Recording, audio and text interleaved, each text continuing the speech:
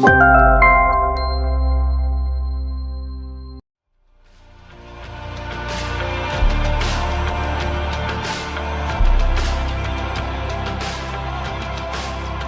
morning, and thank you for joining us for this Beyond Globalisation Conference. We're pleased that you are able to join us through this rain and the storm.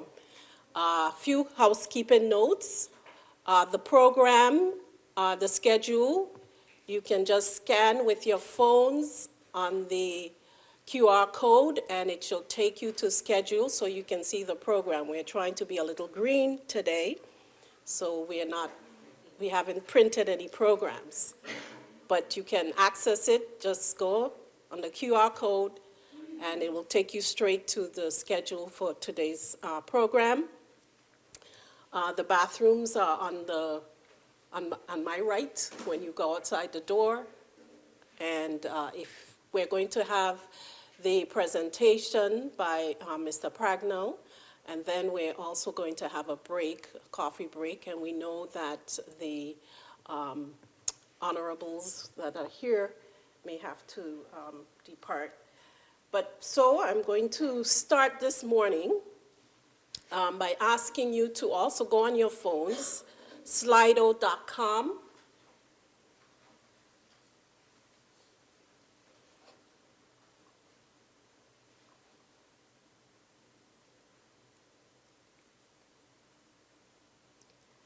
Hashtag BVI Global Impact. And in one or two words, how are you feeling today?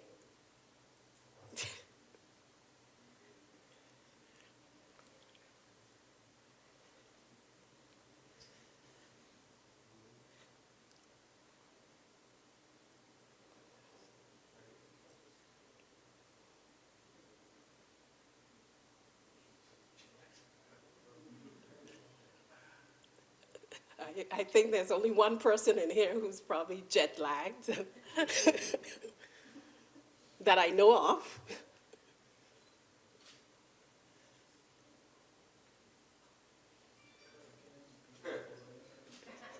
There's breakfast next door.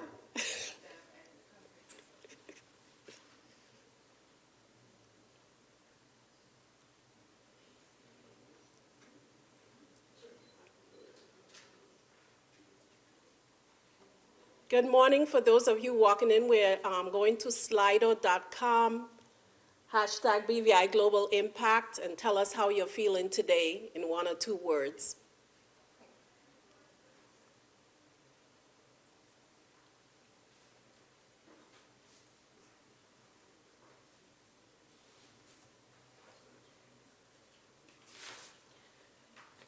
So we have sad, excited, energetic, damp, hungry, resilient, busy, exhausted, tired, optimistic, intrigued, great, jet lag, awesome, anxious. Any more? So we have energetic and optimistic and excited. Great words taking the forefront. That means more than one of you have typed those words. We see participants are still telling us how they feel today. Okay, so I think the idea is today's conference, we have excited, optimistic, and energetic taking the lead. So thank you so much for those sentiments and for your feeling. We're going to start. I recognize the Dr., the Honorable Premier, the Honorable Natalio D. Wheatley, and we also recognize the Deputy Governor, Mr. David Archer. We thank them both for joining us. We also recognize the Chairman of the Board of BVI Finance, Mr. Nick Bishop, and our esteemed guest, Mr. Mark Pragnell, all our speakers and all of our invited guests and all of you who have made it out this morning. Before I invite the Chairman of the Board to give the welcome remarks, let me just give you a brief background on Mr. Bishop. Nick has over 30 years of experience within the financial services industry, including senior leadership roles across Europe, the Middle East, and Asia. Prior to becoming managing director of the BVI office of Trident, Nick was the COO of its COO.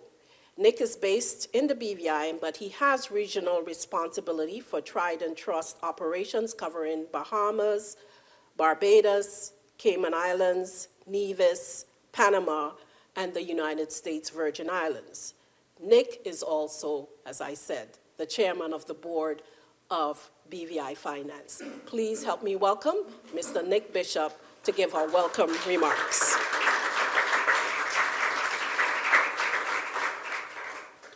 Crikey, all those different countries. So whenever I speak to her, I go, where have you been this week? What have you been up to? And it seems like I'm on a constant holiday with all the Caribbean operations we've got to go through.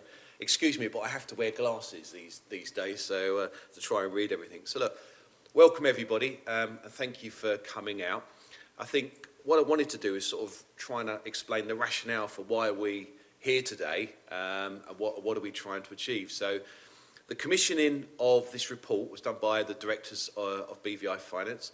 It's based upon the report that we did several years ago, and when we started looking at the facts and figures, we realised that these were looking rather out of date in the year 2022. So we got together at the beginning of the year, and we thought it was better if we begin to update that information and make sure that the international business community was able to access current and more comprehensive information about the role that BVI plays in the global economy with our industry here. The facts that are within the report that will be coming out and being sort of initially discussed today show why the use of BVI structures remains both relevant and popular in the current environment in the year 2022. The BVI is home to a globally respected and unique international business centre. No matter where you go on marketing trips globally, the BVI is an instantly recognisable brand. There's somebody who sort of continually travels and goes to all four corners of the globe. I can assure you, wherever you go and you say, people go, oh, I want a company to go, okay, well, we could do Barbados, Bahamas, Nevis, Cayman, da-da-da-da. No, I want a BVI, I want a BVI. So that brand recognition is absolutely out there, and I think it's imperative that we keep the information current and relevant within the press. It was important for us as directors to ensure that we had a highly accurate picture of the current state of the financial services industry on this island, and then we felt that this would therefore benefit all of those who are involved in the industry. So for all the firms who are members and operate on this island, to be able to have up-to-date, relevant and current data that you can then go and give out to your client base on your marketing trips would be a very beneficial activity. We turned to Pragmatix, given their independent knowledge of the BVI, to work on what is a significant assignment because of the important nature of the amount of effort that's got to go into pulling all of this together. Given the volume of companies we've got and the amount of regulated service providers that operate here, we felt that level of independence to pull the report together was highly valuable. I'd like to express my gratitude on behalf of the Board of Directors for all the people that have contributed to this, and many member firms have joined together and worked with Pragmatix in pulling all of this data together. I think really there were some key objectives that we wanted to get out of the report. I think the first point was to keep it focused, okay? So what was the role and the value in the BVI as an international financial centre? What does it mean in terms of the strength of the local economy with regards to employment on island and how the financial services sector contributes to all that? And what is our adherence to international standards, the fact that we do look and listen and follow what the UK, the OECD, the EU, etc. are saying. The second area is to clearly identify data. It's really important to get the facts and the figures correctly. And the report you'll see is full of all that information. It will talk about the foreign direct investment, the tiny little line of the BVI being the 13th largest globally.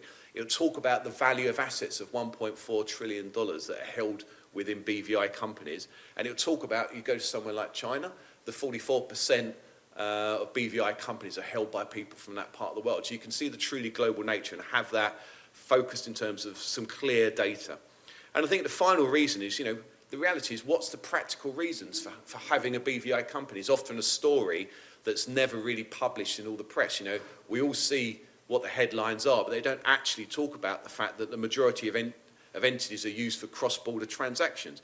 They don't talk about the fact that, the fact that we have a respected common law framework with access to the British legal system and the right appeal to the Judicial Committee of the Privy Council. It means a lot for international investors. And finally, things like private wealth management, the fact that you can hold and manage assets for high net worth individuals with succession planning. So we have three key areas within that report that we wanted to make sure came out that everybody could rely upon and use going forward. And I think, look, finally, given the uncertain future that we all see with the geopolitical environment in which we're now living in, there's still a need for an island to provide expert, neutral and innovative information, and centres like the British Virgin Islands will hopefully continue to prosper and go forward in an industry that remains more relevant than ever. So I thank you very much for coming today, and it's been a great opportunity to have worked over the last few months with Pragmatix to produce this report, and we'd like to start the event. So Elise, over to you.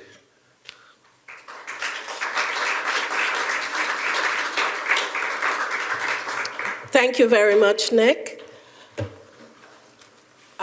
It's also my distinct honor and pleasure to welcome the Premier, Dr. the Honorable Natalio D. Wheatley, to give some remarks.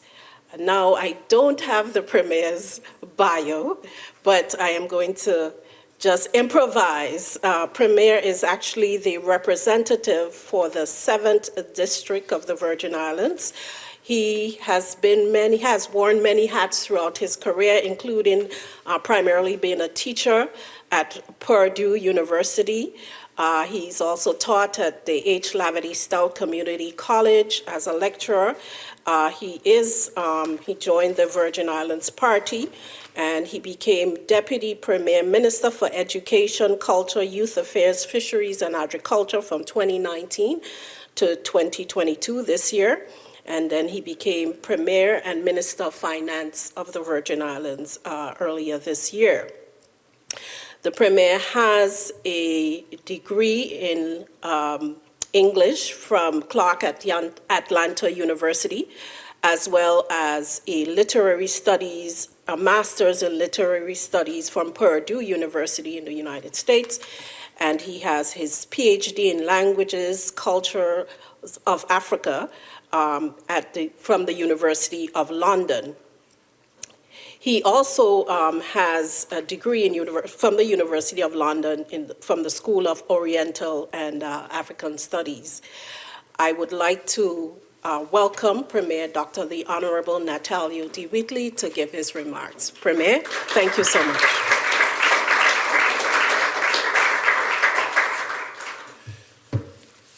That's a great job improvising. Thank you for that. Deputy Governor David Archer, to the Chairman and CEO and members of BVI Finance, special invited guests, Mr. Mac Pragnell, other esteemed guests, pleasant Virgin Islands morning to you. Yes, it's a pleasure to be here with you this morning, and certainly want to express my gratitude for this conference and for us really putting the information, as you said, out to the public and really defending the legitimacy of this industry and this particular jurisdiction. I'm grateful for that. We are here in Road Town today as world leaders, policymakers, and delegates from nearly 200 countries attend the COP27 UN Climate Summit in Egypt. This year's COP occurs at a time when the global energy crisis is exacerbated by war, extreme weather events continue to devastate coastal communities, and rising interest rates and the threat of recession affects advanced and developing countries alike. As Lawrence Summers, the former U.S. Treasury Secretary recently stated, this is the most complex, disparate, and cross-cutting set of challenges in the last 40 years. This is a perfect backdrop for our Beyond Globalisation Conference today, and I look forward to further exploring the drivers and barriers to growth and how the BVI can future-proof for the benefit of the next generation. Despite the complex current challenges, it is important not to lose sight that globalization has been for many decades a force for good. It has increased trade, investment, and job creation, which in turn has elevated standards of living, reduced poverty, and given opportunities not afforded to previous generations. The BVI has played an important part in the globalization story. People and businesses choose the BVI because of our robust legal framework, regulation, and conformity to international standards. We are a popular and efficient jurisdiction for the incorporation and operation of a range of entities, including holding companies, shareholder companies, joint venture companies and funds, trusts, and partnerships. We are also well known for our professional service firms, primarily legal, insolvency and accounting, as well as well-renowned center where disputes are resolved in our commercial court and the International Arbitration Center where we sit this morning. The jurisdiction's tax neutrality, agile corporate framework, low administrative costs, and strong legal sector have long created the perfect ecosystem to conduct business. The BVI's commitment to a robust regulatory framework and international standards, in lockstep with its dedication to driving innovation in financial services, have also been key components of its success. One of the big side themes from COP27 has been the impact of climate change on small island states. This is certainly one of the biggest challenges we face. Ecologically fragile, the small island state is ground zero for the catastrophic risks of intense hurricanes, rising sea levels, and torrential rainfall. Seems like we experienced some of that this morning. The tourism industry in the British Virgin Islands and the jobs that rely on the visitor economy are already threatened by rising sea levels, flooding, drought, erosion, and coral and sargassum bleaching. Yet it is also an opportunity for the BVI. The jurisdiction is well placed to position itself as a center for green finance with a genuine interest in supporting the cause. That is why the BVI has a delegation at COP27 led by Minister Turnbull.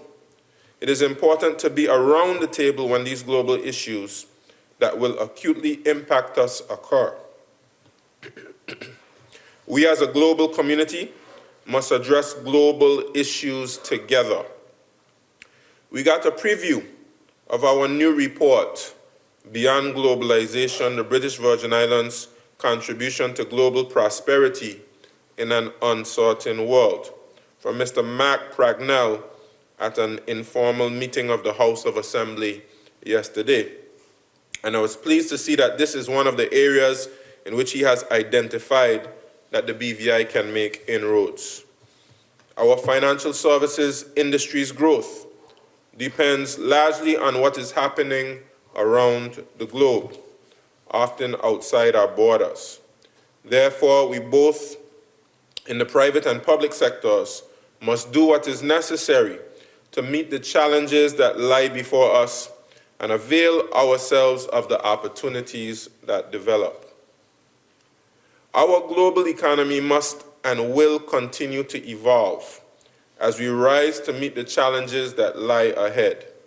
from combating climate change and tackling inequality to incorporating new digital assets and currencies into our global financial structures. The BVI will remain steadfast in our commitment to recalibrating global growth and remaining at the forefront of these developing trends. And finally, I take this opportunity to wish you a very successful conference. I give apologies in advance. I have a House of Assembly this morning, and so I can't stay, but I'll remain for a short time and hopefully have an opportunity to look at the presentation. But thank you so much, and God's blessings upon you, and have a blessed day.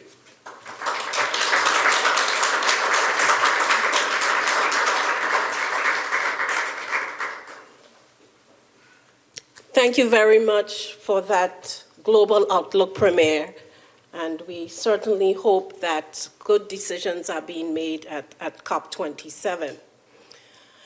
As I said, we're trying to engage you this morning, so we're going to ask another question before we ask our guest speaker to come up. The premier just outlined globalization. So can you go to slido.com, hashtag BVI Global Impact, and in one or two words, tell us what is globalization?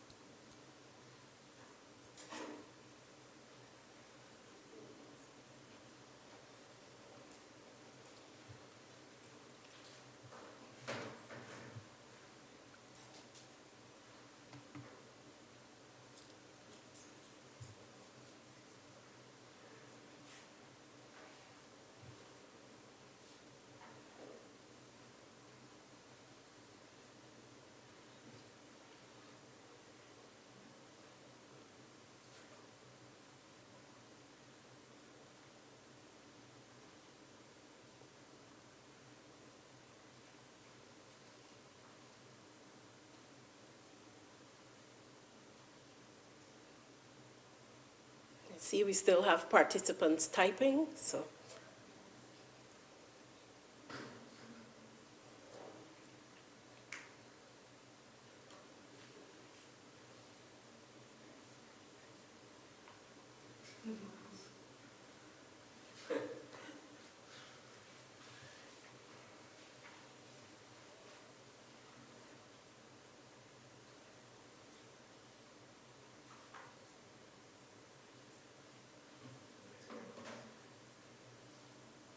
Still typing.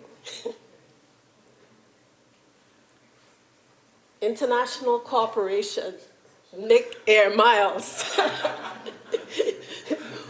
One world, no boundaries, synergy, oneness, commonality, an opportunity we should trade, working together,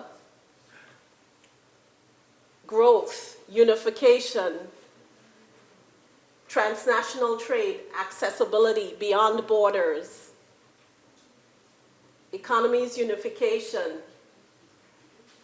accessibility, and coming to the fore are the words, which means more than one of you have typed these words: international, integration, opportunity, building networks. So integration is the boldest word there. And that is what globalization means to you, our audience, this morning. I'd like to introduce to you our guest or keynote speaker for the day. Mr. Mark Pragnell is the Director of Economics and Strategy Research Consultancy, Pragmatix Advisory, and has almost 30 years' experience as a macroeconomics consultant, and forecasts applying economics and business research techniques to markets, industries, and public policy. Before founding Pragmatix Advisory, he held leadership roles in well-known macroeconomic consultancies, Capital Economics, and the Center for Economics and Business Research, as well as policy and campaigning organizations. In addition to a long track record of macroeconomic forecasting and policy analysis projects, Mark has extensive experience of analyzing and researching both island economies and international finance centers, and is a regular commentator on issues relating to them. He has worked with governments of and/or industry groups in Bermuda, the British Virgin Islands, Cayman Islands, the City of London, Gibraltar, Guernsey, Isle of Man, Jersey, and Mauritius, and has led seminal research to explain and quantify the value of international finance centers. Please help me welcome to the podium Mr. Mark Pragnell, our keynote speaker for this morning.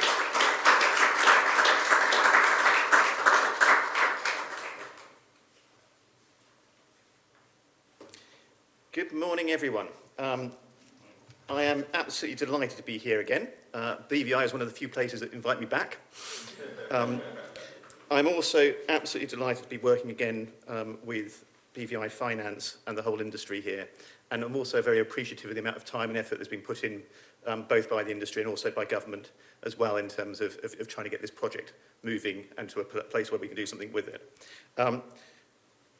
Elise was very keen to make this interactive and to make it technological, this session. These are two words that do not come easy with me, and I've got to try and work out how to get the technological activity off the screen very quickly and move over to my slides. I was concerned to see that the three words that came out as being how people were feeling today was energetic, excited, and optimistic. Well, I'm an economist. I'm paid not to be optimistic. And I'm pretty certain no one has ever described me as either energetic or excited. But I will try and do my best, and I will lift my mood, even if I'm not there. But still. Okay. Anyway, what I did notice, though, and I can share this feeling, was the damn hungry point. And I, having done the technological thing, checked the schedule, apparently we should be having coffee at past, which I suspect we're not going to quite make, but I will do my very best to make sure that the damn hungry doesn't get worse. Okay. Well, thank you all for A, actually asking us to do this, and B, making the time today to listen. I'm Mark Pragnell, Director at Pragmatix Advisory. I've got two objectives for today's session. The first one is just to really run through some of the key messages from the report that we have just sort of completed with BVI Finance. A few things have happened in the last week or so, which means that we'll probably do another rehash of the full draft, the full report for publication and circulation to non-BVI audiences later on in the month. But the bulk of the key messages are there, and I want to run through those with you today. But secondly, and more importantly, I hope that what today can be and what we can stimulate today is a debate about the strategic role to be played both by industry and also by government in navigating the risks and leveraging the opportunities that BVI faces as an international, and what we call actually, what we've very purposefully described in the report as an international business and finance centre. I think quite often the nature of what happens here in BVI isn't fully understood by those people who class it as just another IFC. Well, it is an IFC, but it's an IFC with a certain bent to it, which is important. It's one where actual business is done. Okay. I've got an enormous number of slides. I will try and canter through them, especially the ones that are more boring. Those slides are in 5 sort of sections. I want to start by telling you some of the bleeding obvious, but less important stuff around globalisation and the potential end of the old world order. I'm very interested to see the various comments that came up on, what was that app called? Slido. I think actually that's probably the way I should be writing reports, isn't it? It's have one of these sessions and just capture what you lot are typing. We'll talk a little bit about globalisation, the history. I want to go through where BVI is now, and you know, I think it's really important. We're going to talk later on about some of the challenges, but I think it's really important to recognise how far and how important, and that was my water, how important and just what a success BVI has been and is currently in the context of what's happened with globalisation. I will very, very quickly talk a little bit about some of the people who don't like you. And then I want to go on and think about what the future looks like. And I'm going to offer you some scenarios for what the world might look like beyond globalisation. It will look the same, but a bit different. And then at the end, let's have a little discussion about what that might mean for BVI and the risks and the opportunities that hold. Okay. So quite a bit to do, and I recognise that we need to get to coffee soon. Okay, so globalisation. I think it's important to recognise, actually, with the fall of the Berlin Wall, we ended up with what was a very atypical period in the history of the world. We ended up with a period of the history of the world where we actually had incredibly stable geopolitics. There was with that the rules-based system of trade. Fundamentally, they were Western rules, but nonetheless, they were rules. We had the ascendancy of those multilateral institutional organisations, most of which were actually created post-World War II, but really started to get some leverage after the end of the Cold War. And although not everyone signed up to a liberal democratic model, that model and those values were quite widely exported and were recognised as at least you'd have to pay lip service to them if you wanted to get anywhere in the world. So we ended up with a world where actually there was only one real economic superpower, and we had freer trade and mobility. But that was quite an unusual period in the long history and I take globalisation as the ability just to do anything across borders, fundamentally. And in that very long history of people doing things across borders, this was a very rare period of it. But fundamentally since the global financial crisis, but other things there, we've seen that world change quite a bit. Before that though, probably I just got ahead of myself. This slide here is a slide of our estimates of the underlying growth in the business being done by IFCs.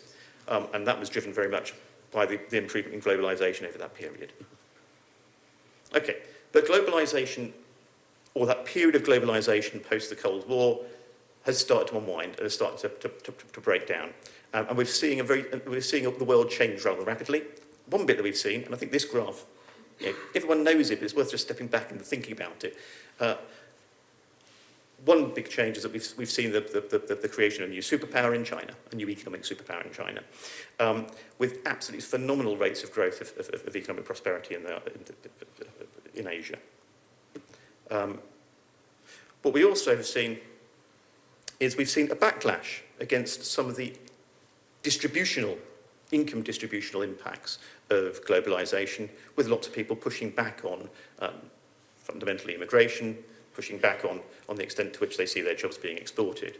And this graph here is a graph not of the United States, but actually a graph only of European nations, showing the rise in voting behaviour, votes for populist political parties. And we've started to see the world coalesce in different ways geopolitically as well. This map is a map of how different nations voted back in March in terms of their response to the Russian invasion of Ukraine, the vote in the Security Council, the vote in the United Nations General Assembly. The yellow is the ones that voted no, to sanctioning Russia. Blue are the ones that abstained. The light blue are the ones that voted yes. Relatively few countries actually voted relatively few countries actually voted no or abstain.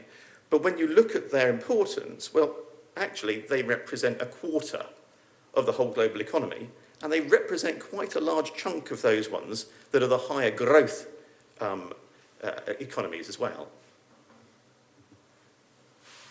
In addition, what you'll find is that those that voted no or abstain also account for over half of the world's population.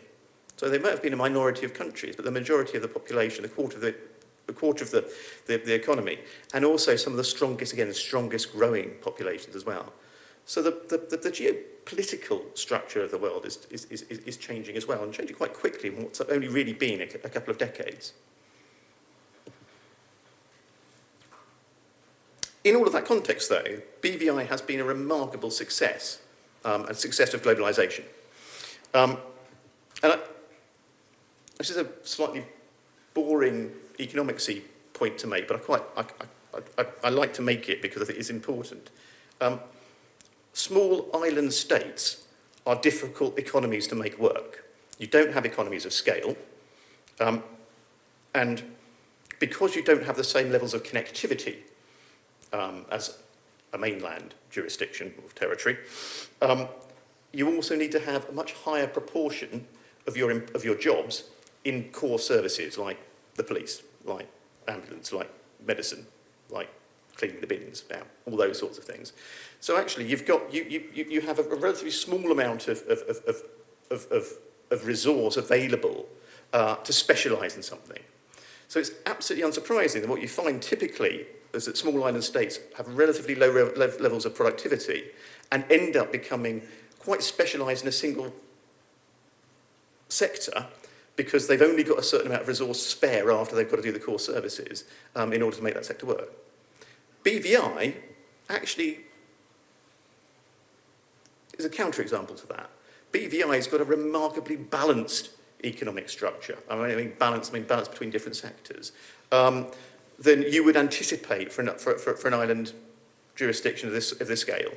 And with tourism and the financial services offer, you've got more balance than many other jurisdictions. And in fact, you are much more balanced as an economy than most of the other small IFCs.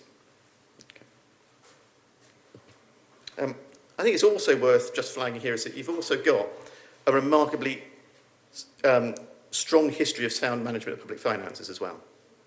A jurisdiction which often runs surpluses, has relatively low levels of debt, and a jurisdiction that frankly, if you would compare it, it's not really a valid comparison in many respects, but if you were to compare it with what the big states do, you've got a fiscal position that the G7 would really quite strongly envy.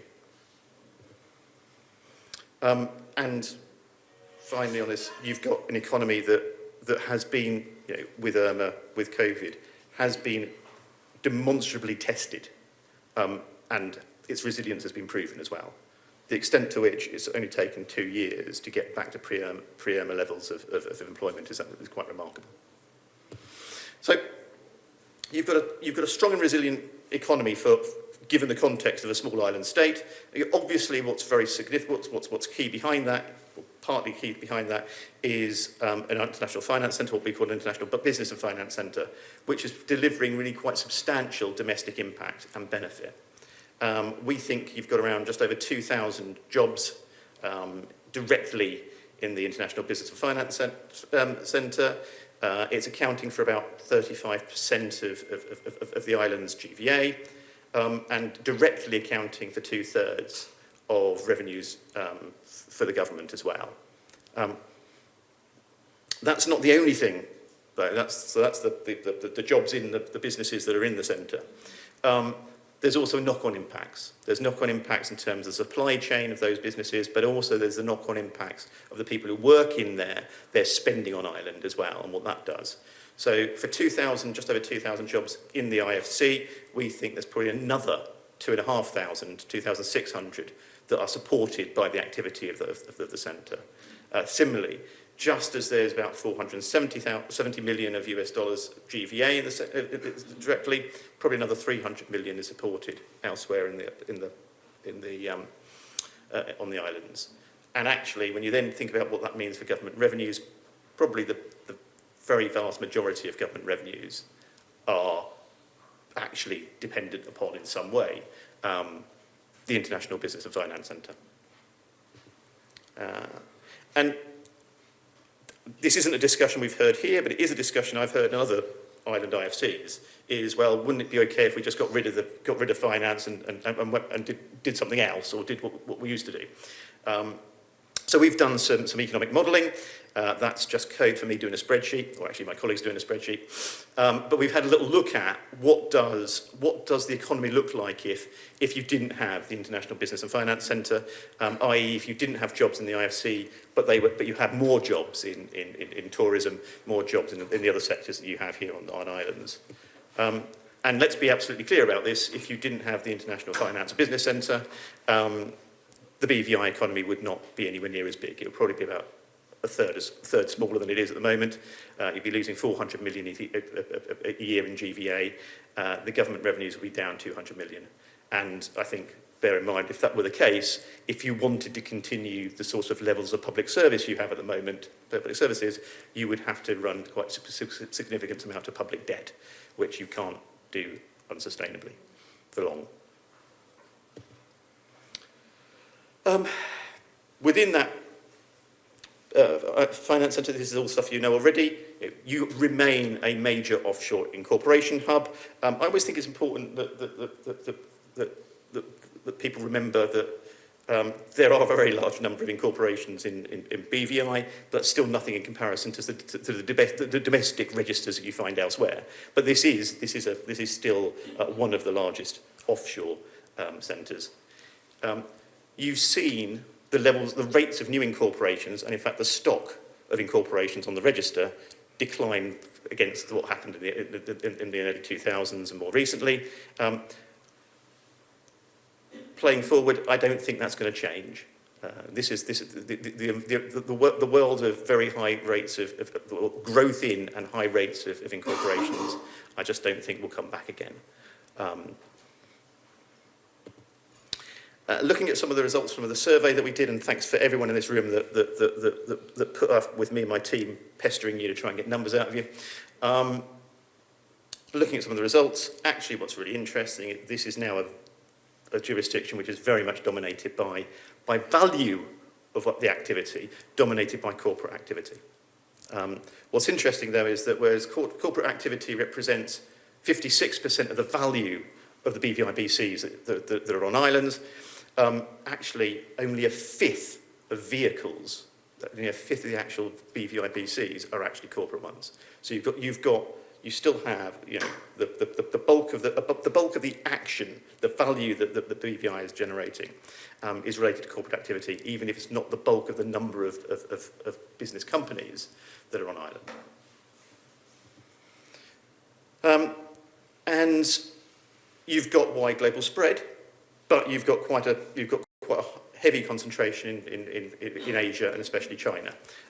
I have on purpose not done any comparison with the 2016-17 report by Capital Economics, because I'm concerned that because of the nature of the survey and the errors, margin of errors that might be there, I don't think we should be comparing specific numbers with specific numbers. However, this is a substantial difference versus 2016-17, with China going up from, I think, 35%. Elise remembers this better than I do, actually. With China going up from 35% to 44%. I think that is predominantly the result of a loss of a reasonable chunk of European business in the interior, or European vehicles in the intervening period. Not necessarily of value, but certainly the volume of them. And we have China again now accounting for almost half of both asset value by location of beneficial owner and also by location of where the assets are held as well. But again, this is still a jurisdiction with very strong Chinese links, but also with a very wide range of geographical clients and assets and uses. And I think one of the things that is worth flagging here as well is that some of the reasons for why those pie charts are changing are quite important as well. And if you look back a decade or so, the Vistra annual survey was flagging privacy and tax planning as primary reasons for using BVI. Now you see those much further down the list, but asset protection, cross-border trade and foreign and direct investment being there.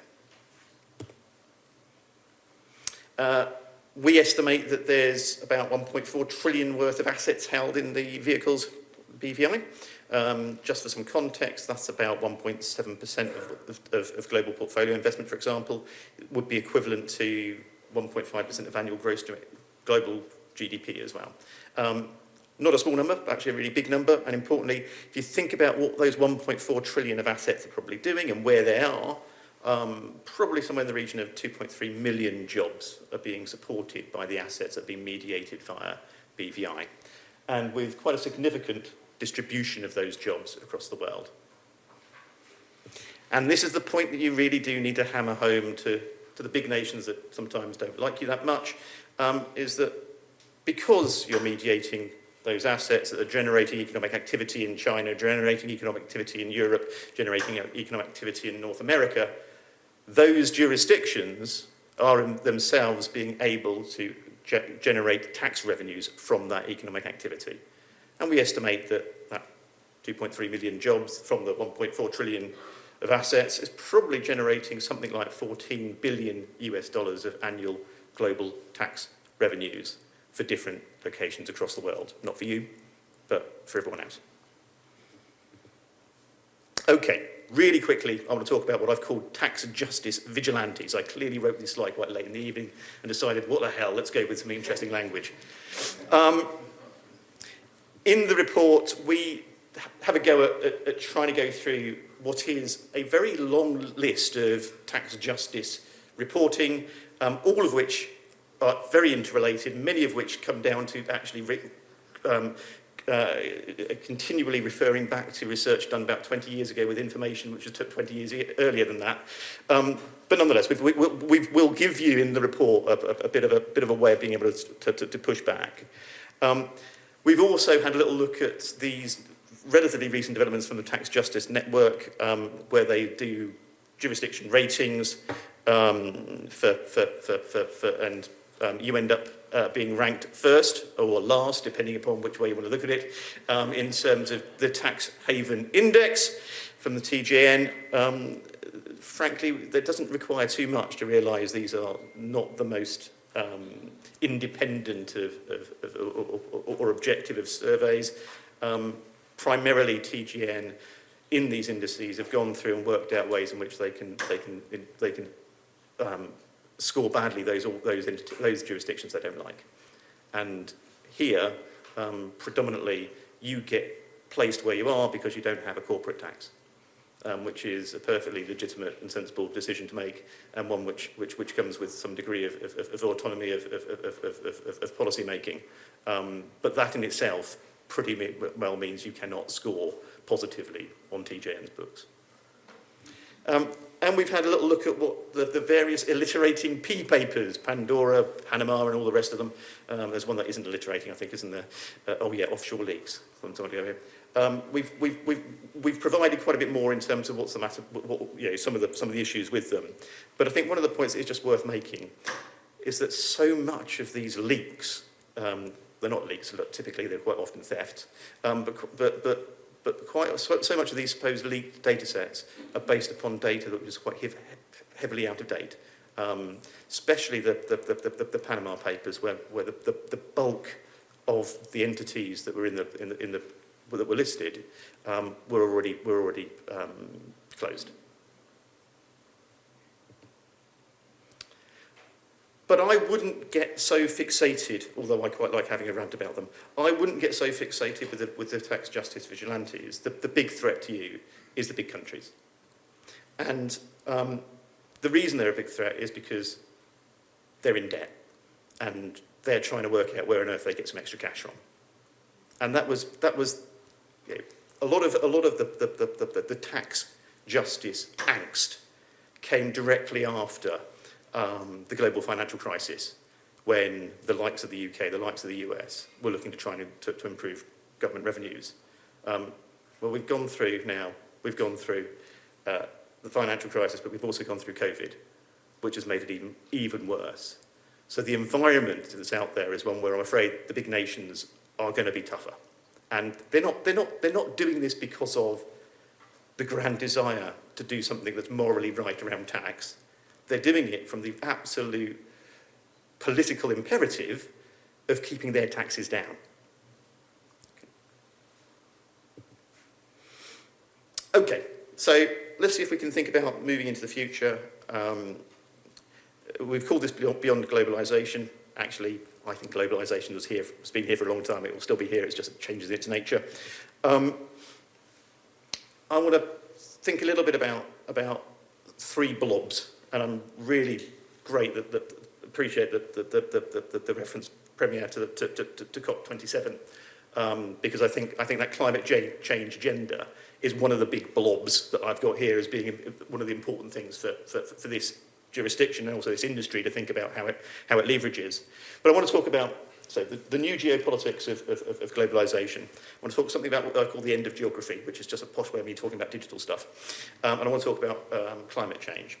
And importantly, what I think can get missed when people like me do lots of graphs is what this means for changing values, for changing priorities and changing behaviours of governments, of corporates, but also of the population with these things as well, and what that means for how the world will be different for you. Oh, grief, I've got someone. Well, it's only meant to be 3 minutes to coffee time, isn't it? Go quickly.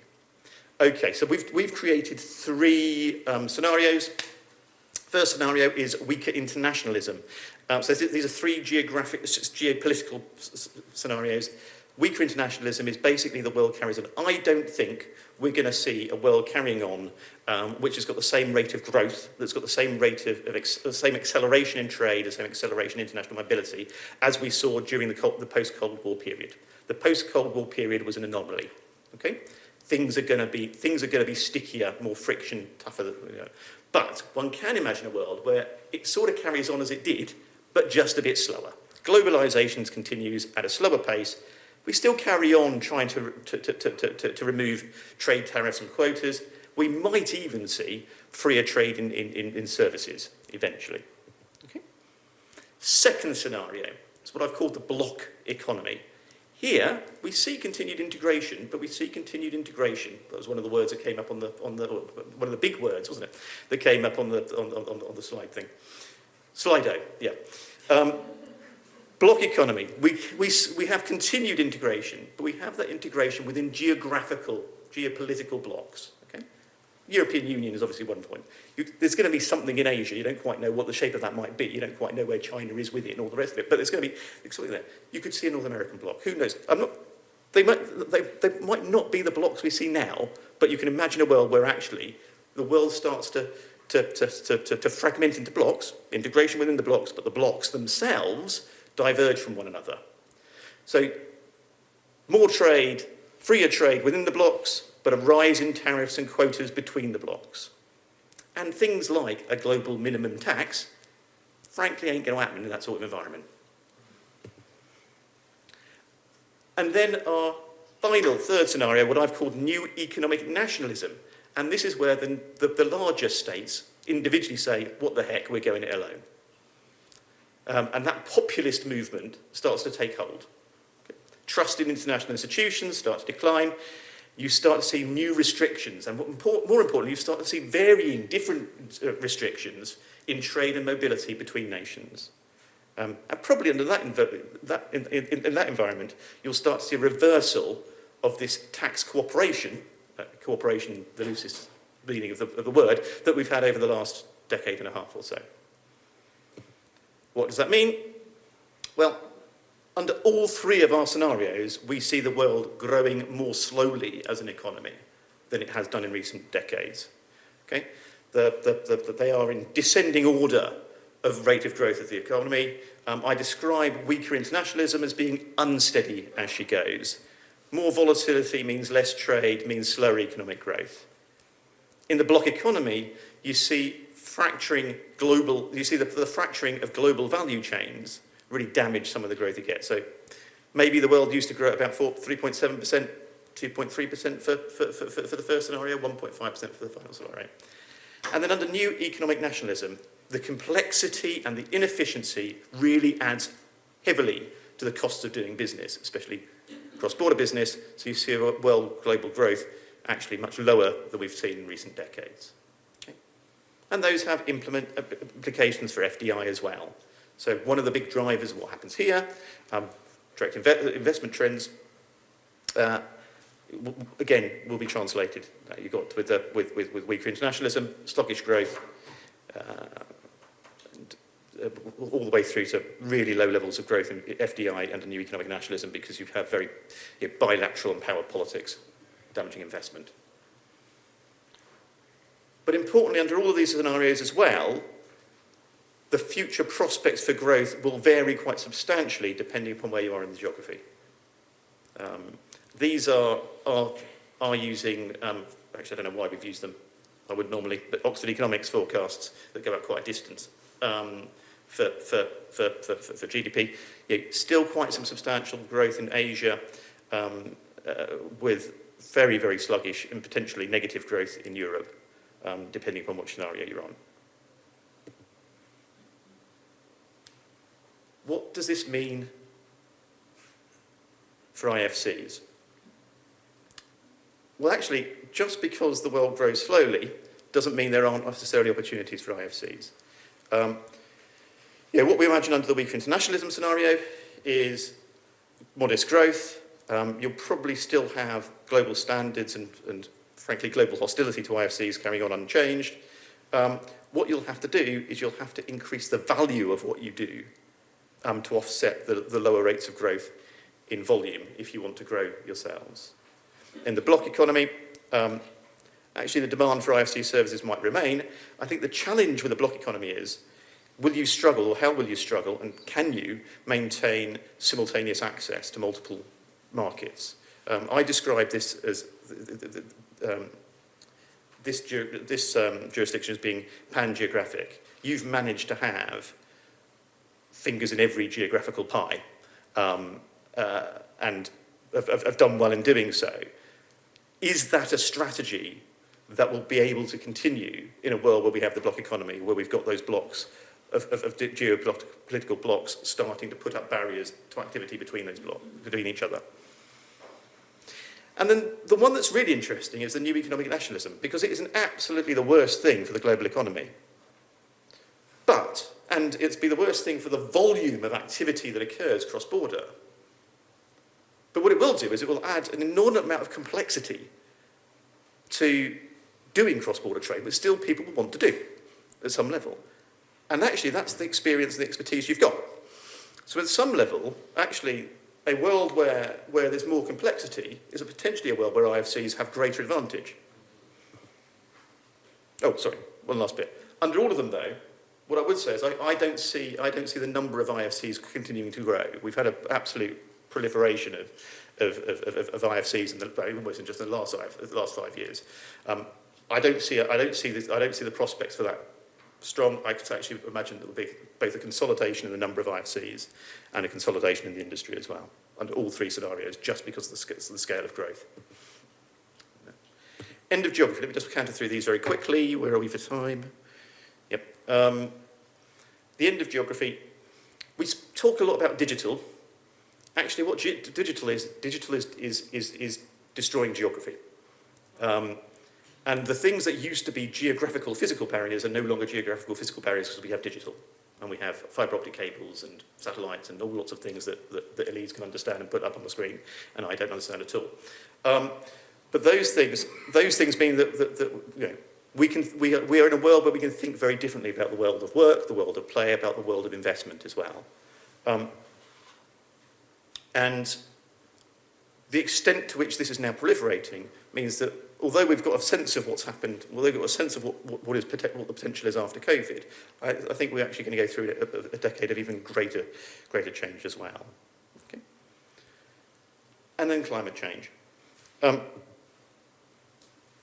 We're already starting to see some quite significant movements because of through climate change, sustainable funds, real rapid growth in funds, lots of positive talk, and lots of indications of the extent to which we can see climate change and ESG starting to reinvent what investment means. I think the important thing about it is that pretty well, in a decade's time, sustainable investment is going to be ubiquitous. It's going to be doing a lot of the stuff we're already doing, but it's going to be on a different. The important bit is that over that decade, everyone is going to review what they're doing, refresh what they're doing, and rethink what they're doing to determine the extent to which they are meeting whatever their ESG and sustainability criteria are. This is one of the biggest opportunities in terms of a rehaul and a refresh of investment patterns, which is either a very big opportunity or also a very big threat, depending on where you are. And the other bit I just want to throw in terms of the way the world's changing, is the extent to which we've also now got to think a little bit about what the world is going to be like with millennial and Gen Z and Gen X. Again, I don't quite know what these things are. My colleagues are very keen on those things. But we've got to think about what the world looks like with actually people who've grown up with all of these attitudes and what are these values, what that means for investment, what that means for work decisions, what that means what that means for identity. The other bit I just want to throw into this as well is that I think there's also something here which is very interesting from a private wealth perspective, is that where you now look at the change in the birth rate for those demographics which hold wealth. It used to be that the birth rate was one which would lead to an increase in population. So wealth was usually passed down to increasing numbers to a larger future generation. Nowadays, actually, for a lot of those fundamentally higher earners, what you'll find is that the birth rate has gone down. And actually, the movement of wealth through the generations is getting more and more concentrated. So not only do we have a change in values and attitudes, we've also got potentially a reversal and a movement of even more concentration of wealth into a relatively small cohort. I'll skip that one. So what does this all mean for IFCs and for BVI? Well, beyond globalisation, we've talked about the scenarios. Climate change, once in a generation swing in social attitudes, potential for the largest shift in transnational investment, pan to what I call non-geographic, digital business, wealth and work. What I've put up there as being stateless, I don't really mean stateless, but I mean people who've got the ability to choose, pick and choose state in terms of regulation, people, businesses and assets that come from having that digital connectivity rather than having physical location. Okay, I'll run through this quickly. In terms of what this means for BVI, I think there's an enormous number of things that you could be going after, and there are an enormous number of threats as well. I think the most fundamental bit, though, is that you've got to go up the value chain. You cannot continue to grow by volume alone. It has to be by growth in value. So one-stop corporate shop, for example, higher value advisory services. All of those things are a way in which you can start to get more dollars out of your clients, or dollars out of an individual client, or dollars out of an individual vehicle, rather than what has been the model previously, which has been to rely upon having more clients and having more vehicles. That cannot go on. I also think there's a lot that BVI specifically has to offer in the non-geographic and digital space as well. I think the extent to which actually the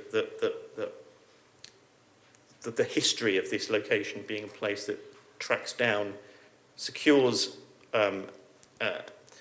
asset rights, and allows you to make use of those asset rights, both in terms of being able to leverage debt, but also in terms of being able to transfer them for profit efficiently and quickly, plays much more into the digital space than simply being one of the players.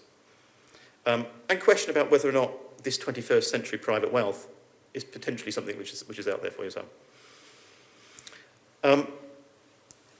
On the left-hand side, there could well become, if any of that block economy comes to fruition, then I think the biggest challenge you face is a decision about whether or not you can stay pan-geographic, or whether or not you have to make a decision about being Asia specialist, LATAM specialist, whether or not you can hold and whether or not you can manage the costs of doing business with Europe and maintain competitiveness in doing business in Asia. And then finally, climate change and these new values. I think there's a lot to offer, a lot of opportunity for BVI here.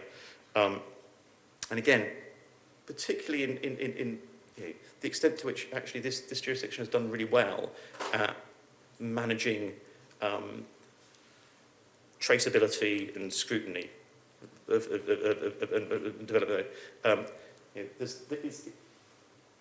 There's a lot more. There's going to be a lot more to ESG than just funds. There's going to be a lot more in terms of having the framework for people to have trust in what could be some of the largest transfers of investment funds ever. So challenges for the industry.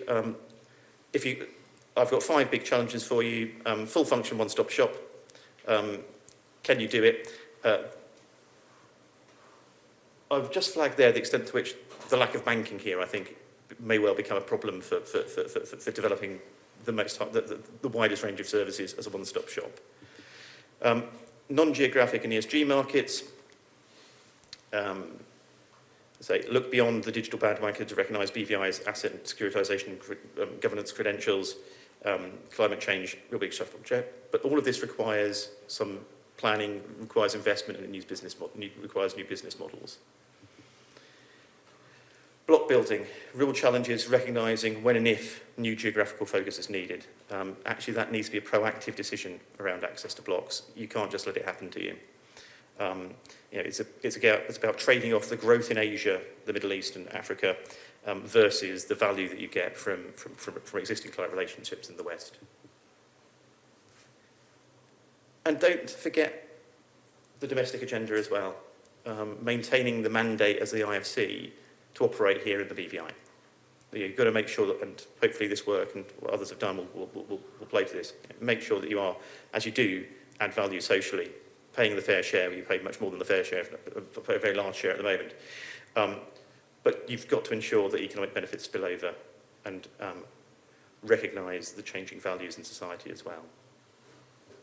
And finally, for you, the strategic challenge of all of these based upon having the right reputation and levels of compliance for the markets you want to address. I did a similar slide for Assembly yesterday. The challenges I gave them were helping you to ensure you've got market access, helping you support a higher value multifunctional hub, thinking about what a tax regime would look like, so actually the tax regime, so that the island's services aren't based upon the volume of registrations, but actually based upon the value that you generate. Thinking about making sure we can address the correspondence banking problem here, and importantly, ensuring that there's the infrastructure and connectivity that the islands need to be an ongoing, sustainable IFC. I am hideously overrun. In summary, stable post-war, Cold War period of globalisation is over, but cross-border trade, investment and mobility will remain and it will grow. You just got to be careful about how fast. Really be proud, the BVI has a balanced and robust economy and a really impactful international business and finance centre. Regardless of the legitimacy of the tax justice vigilantes, be careful, the debt-laden big nations will carry on heaping pressure on you. But looking beyond globalisation, the world economy and cross-border will slow. There are significant risks, but there are also real opportunities for the BVI. It's for the industry, along with government. They will have some tough decisions ahead to navigate those risks, but also leverage the opportunities. Thank you very much.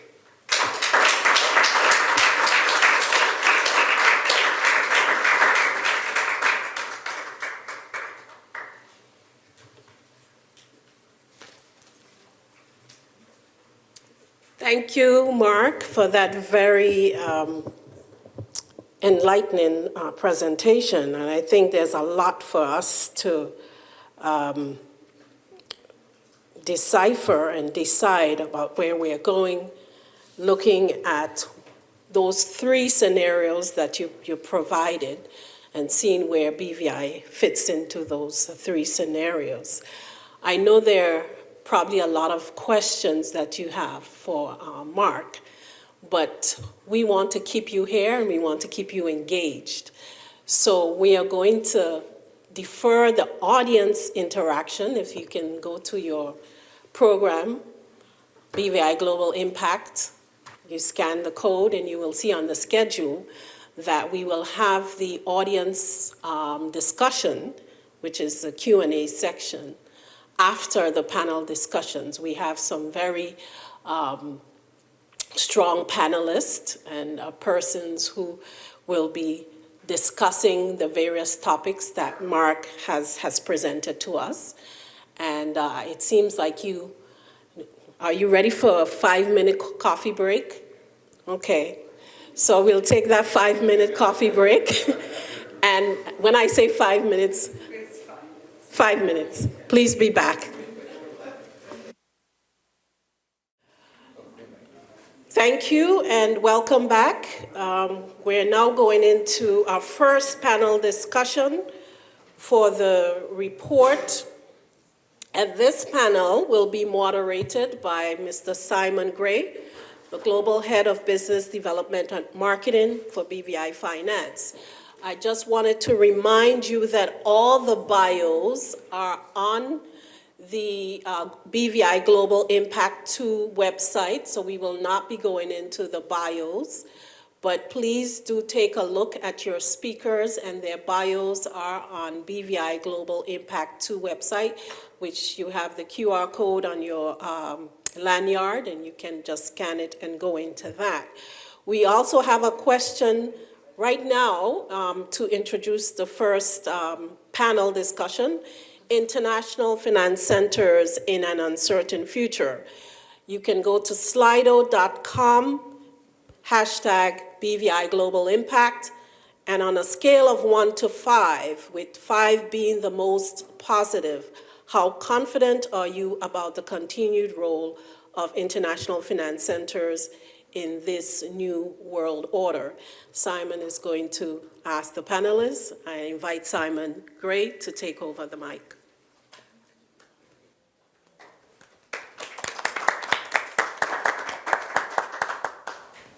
Thank you very much for that very kind introduction, Elise, and welcome to everyone in the room, and particularly our wonderful 6 panelists.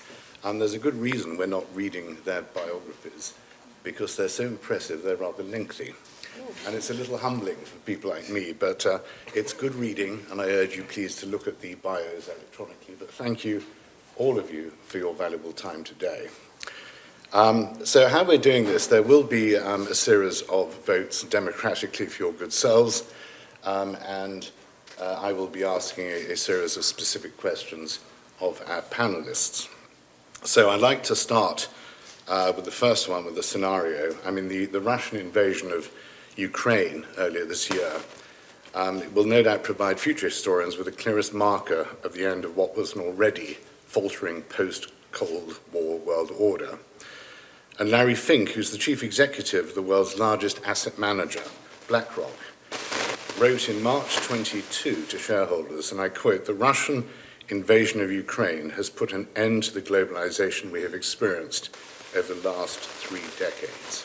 Sober words indeed. So what I'd like to do is ask the first question, which is really to ask, on a scale of 1 to 5, how confident are you? Sorry? How confident are each of you, with 5 being the most positive, on a scale of 1 to 5, 1 the lowest, 5 the most positive, how confident are you about the continued role of IFCs in this new world order? And secondly, can you provide some context to your response? So Vanessa, I know you were chomping at the bit yesterday, but could I ask you to start with your thoughts on those 2 questions? Oh, I agree with the votes on the screen. I think it's definitely. That's cheating, Vanessa. I think there's definitely, no, that's my honest view. I think there's definitely a role for IFCs in the new world order. So I would say 4.5, 5 would be my would be my vote. Okay, Yeah. and that's very helpful. I'll move on to the others. There's no escape for you on this question, everyone. But Vanessa, what about a little context to your response? Well, I don't think there's a new world order. I agree that I think the globalization has been fragmented for some time, not just with the Ukraine-Russian war. I think with the growth of populism, nationalism governments throughout Europe and Latin America, definitely with the Trump era and all the protectionists and the threat of trade wars. I think all of that created a lot of, it fragmented globalization as we know. But I don't think it's the end of globalization at all. I think it's just evolving and adapting to the new scenarios. And I definitely think there's a role for us to play in that context. Great, well, a very positive start. I'm going to move over to this side. Rosa, ladies first, what are your thoughts? Thank you very much. I agree with Vanessa in the sense that there is room and there is growth for the IFC because all the changes that we see, right, have triggered that need to go for something that is certain, something that is secure, something that has been tested.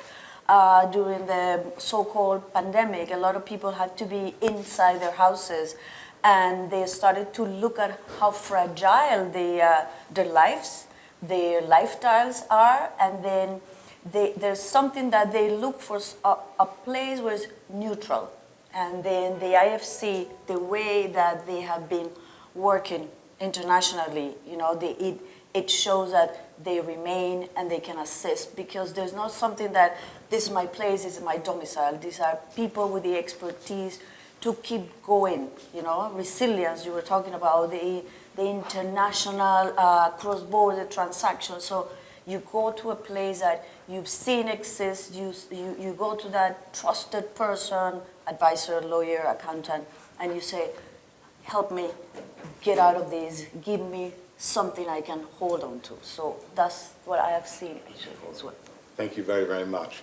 Shamini, over to you, please. Are you going to be stoical or equally optimistic? I was wondering if we were going to punctuate it with the males now speaking, but I'll continue. I'm old-fashioned, ladies first. If it's now a gender bias, we'll find out. But I also agree with number 5, which is a very positive outlook. For starters, what is the New World Order? And my response to that is that it's too early to jump on the grave of globalization. Globalization is not dead. I don't think it will ever die. We will see evolutions of it, different versions. In terms of what we're looking at now, putting it into context, for starters, the BVI business company at its core has been a very beautiful product to facilitate cross-border transactions. With the New World Order, we will always have cross-border transactions. I don't think we'll ever have a block economy on its own. It's just impossible. When you look at the UN votes against Russia, there were some who abstained because you will never have a block economy. Persons will put their interest first at some point, so it will always be fragmented. So I think the BVI, I'm going to focus on the BVI as the only IFC I will deal with. Well, that's the only important one, let's face it. Exactly. The BVI will continue to play an important role provided that we continue to evolve our business product and our services to react and provide better opportunities to persons who are seeking and who will always seek cross-border transactions. Well, thank you very much. And again, the optimistic theme continues. Let's see if the men are stoical or philosophical. Robert, over to you. I hope it's not a gender distinction. I am a perpetual optimist and have been over the last 20 years, but I confess for the first time I'm actually concerned. So I would give a number of 2. And the reason for that is there's been one change that's happened over the last 6 months to a year, and that is the weaponization of the rule of law by the West. And companies, all companies, BVI companies included, are creatures of the rule of law. And therefore, BVI companies have been weaponized. And what I mean by that are sanctions. Sanctions against Russia. Russia is a relatively minor player. But there are proposals to extend that to all corporate lawyers advising on all matters related to Russia. That's in the UK, but will be extended to BVI. if that happens. And fine, that's Russia.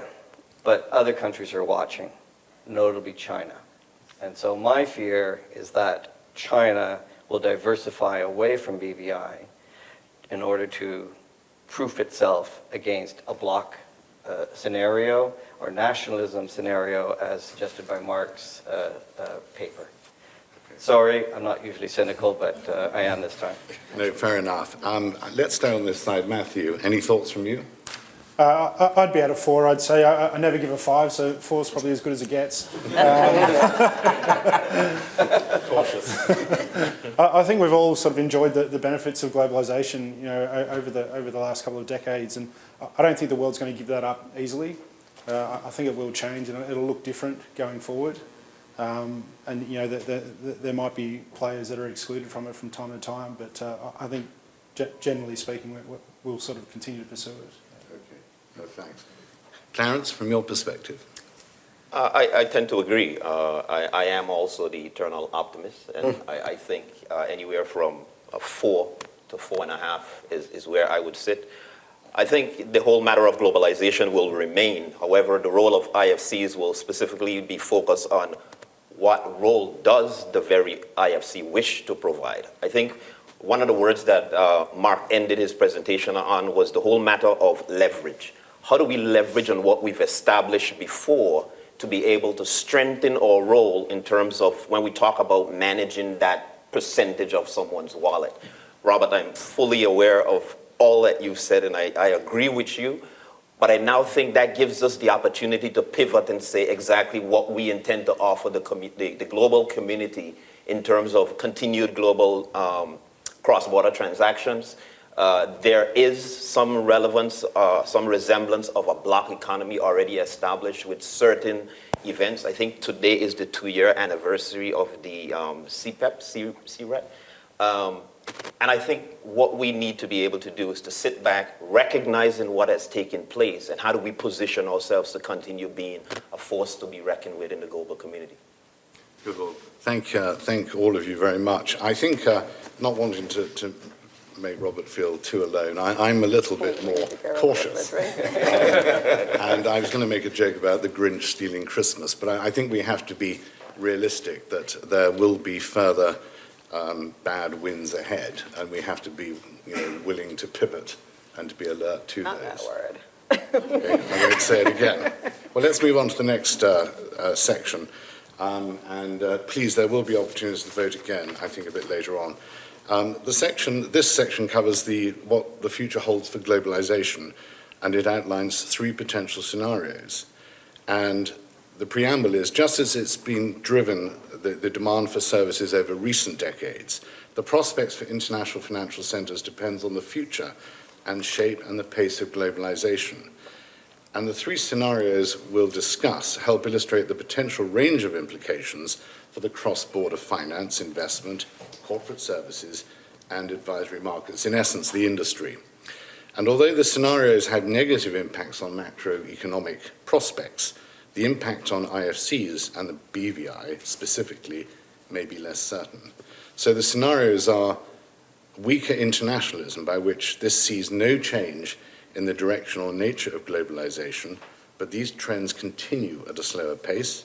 Secondly, the block economy, and reference has been made by a couple of you to this, envisions continued economic, regulatory, and in some cases political integration between countries within predominantly regional geopolitical blocs, but with these different groupings diverging from one another. And finally, a little insidiously, new economic nationalism. This sees many of the larger individual nations increasingly go their own way and become more protectionist and anti-internationalist. So weaker internationalism, the bloc economy, new economic nationalism. Which of these scenarios do you feel presents the biggest challenge and opportunities for the BVI? So let's start with the men. Robert, please. I'd say the biggest challenge is the block economy. I do actually personally think that's the most likely scenario. And how we, as a jurisdiction, deal with that. We need to diversify our product, but particularly away from China, or not away from, but to take into account other countries within our bloc. And our bloc we are in the Western bloc. There's just no way around that. We'll be subject to UK sanctions law. We are in the Western bloc. So whether that means going to Europe, therefore more transparency, or maybe focusing on South America, which I think will be partially in our bloc, which should suggest less transparency. The difficult questions to answer, but I think the first step is to determine whether we're going to a bloc economy and what steps we take. The first scenario is just continuing in the status quo, and the third scenario, I love Mark's idea that that'll create more opportunity. I think that's right, just because of the chaos of the world order. So those are my thoughts. All right. Well, thank you very much. So that was your focus is number 2, the bloc economy. And that's the most difficult scenario, and I think the most likely. Okay. Clarence, from your perspective, please. Oh, as I mentioned in my opening remarks, I agree the bloc economy can be quite a bit of challenge, but also create some opportunity. The concern for me with the bloc economy is that if that proceeds to occur, even though we've seen some aspect of it develop, then what does that mean for us in terms of aligning with a particular bloc, for instance? The whole matter of us being part of the Western Bloc causes me some concern as an OTC as well, as it relates to what the UK may then say as it relates to the territories, and our ability to perform those services outside the bloc of the Western world. So I think the opportunities are there, and it presents itself in terms of what we can offer, but the reality still boils down to the geopolitical issues as it relates to what the stance from the Western Bloc provides. No, well, thank you very much. Let's move back to this side. Rosa, what are your thoughts, please? I'm actually in agreement. I think the bloc economy would be the one that would present the more challenges.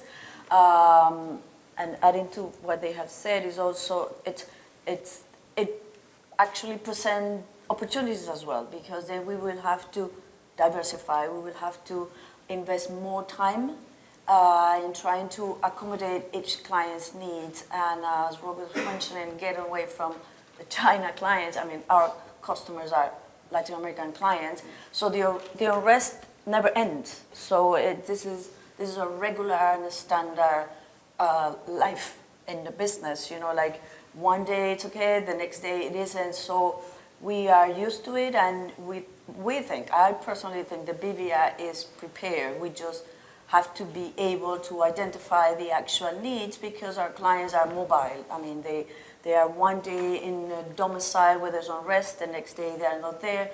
So we will have to be open to that. There will be more challenges, and challenges compromise new opportunities. The only downside is it's going to require more time, and therefore it's going to be more expensive for the clients to actually arrive to a final structure that complies with the legislation and would allow them to have some assets returned home, because getting out sometimes is difficult, but it's easier than actually bringing some of that back, into the region, into their country of domicile. All right. Well, thank you very much. And there's a pattern developing very much option 2, the bloc economy. Just a statement before I move on to our other colleagues. But I do wonder if option 3, the new economic nationalism, might have prevailed if President Trump had prevailed himself. And thankfully did not. But Shamini, could I have your thoughts, please, with one of those 3 options? Yes, so I will follow my other colleagues with the bloc economy being the most challenging. But I think what I'm not hearing a lot of is the additional frustrating factor to the bloc economy for the BVI, being that we're an OTC. So we don't have much say as to which alliance we follow, because whatever the UK decides passes through the Orders in Council. In practice, we're continuously looking at the new sanctions orders to see what is the new permissible act. So this is why the bloc alliance, again, we have to remember we're an OTC. So in agreement is going to be the most frustrating, but we have to find some way to pivot away from it. And I'm hoping, I know Robert is saying we're going in that direction, but that direction is going to be very detrimental because we don't have negotiation. We don't have a seat at the table to decide. UK decides they're going here, but we've decided we're going another way. Well, we can, but that's a whole other discussion.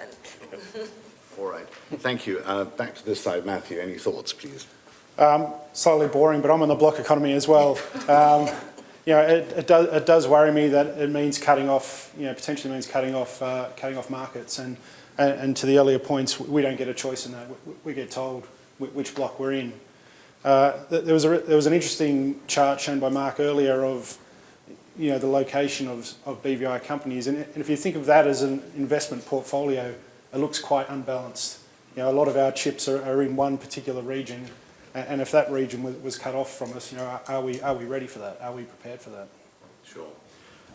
Okay, Vanessa, no pressure, but everyone has opted for number 2. Are you a contrarian like am Robert? I going to be a Robert?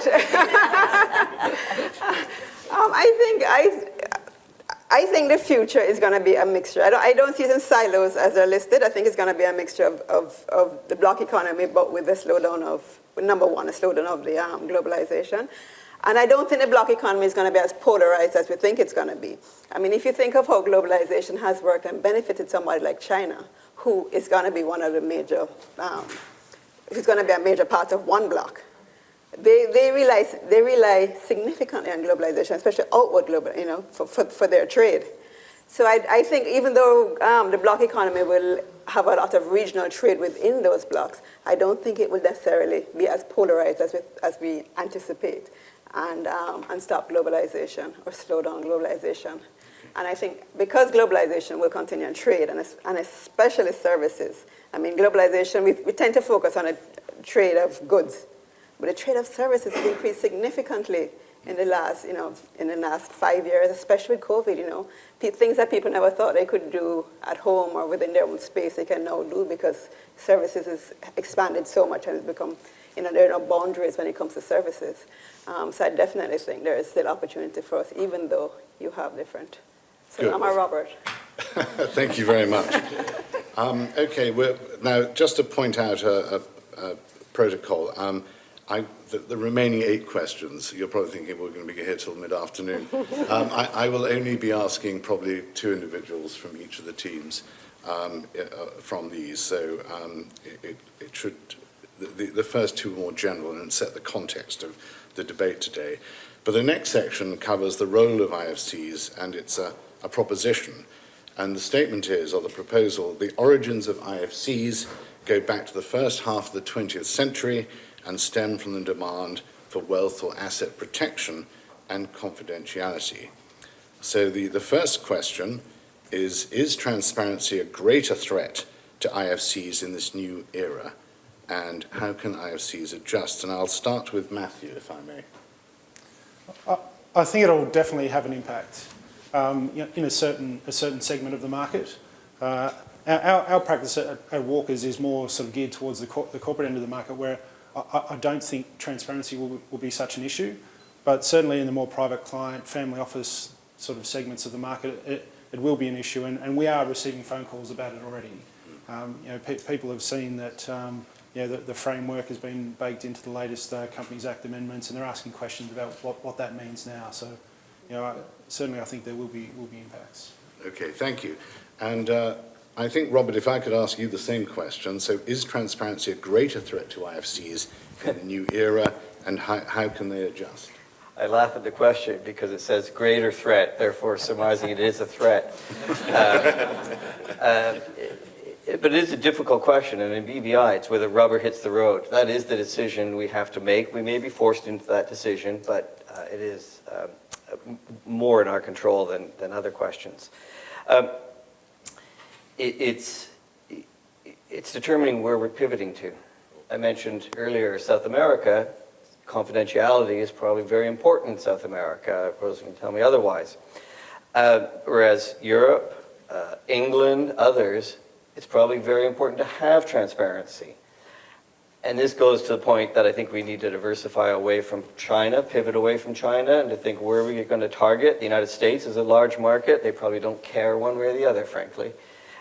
So it's, I see it as a possible asset if we as a jurisdiction determine that we need to target jurisdictions where transparency is important. If we determine South America or elsewhere, maybe it is a threat. Good, okay, thank you.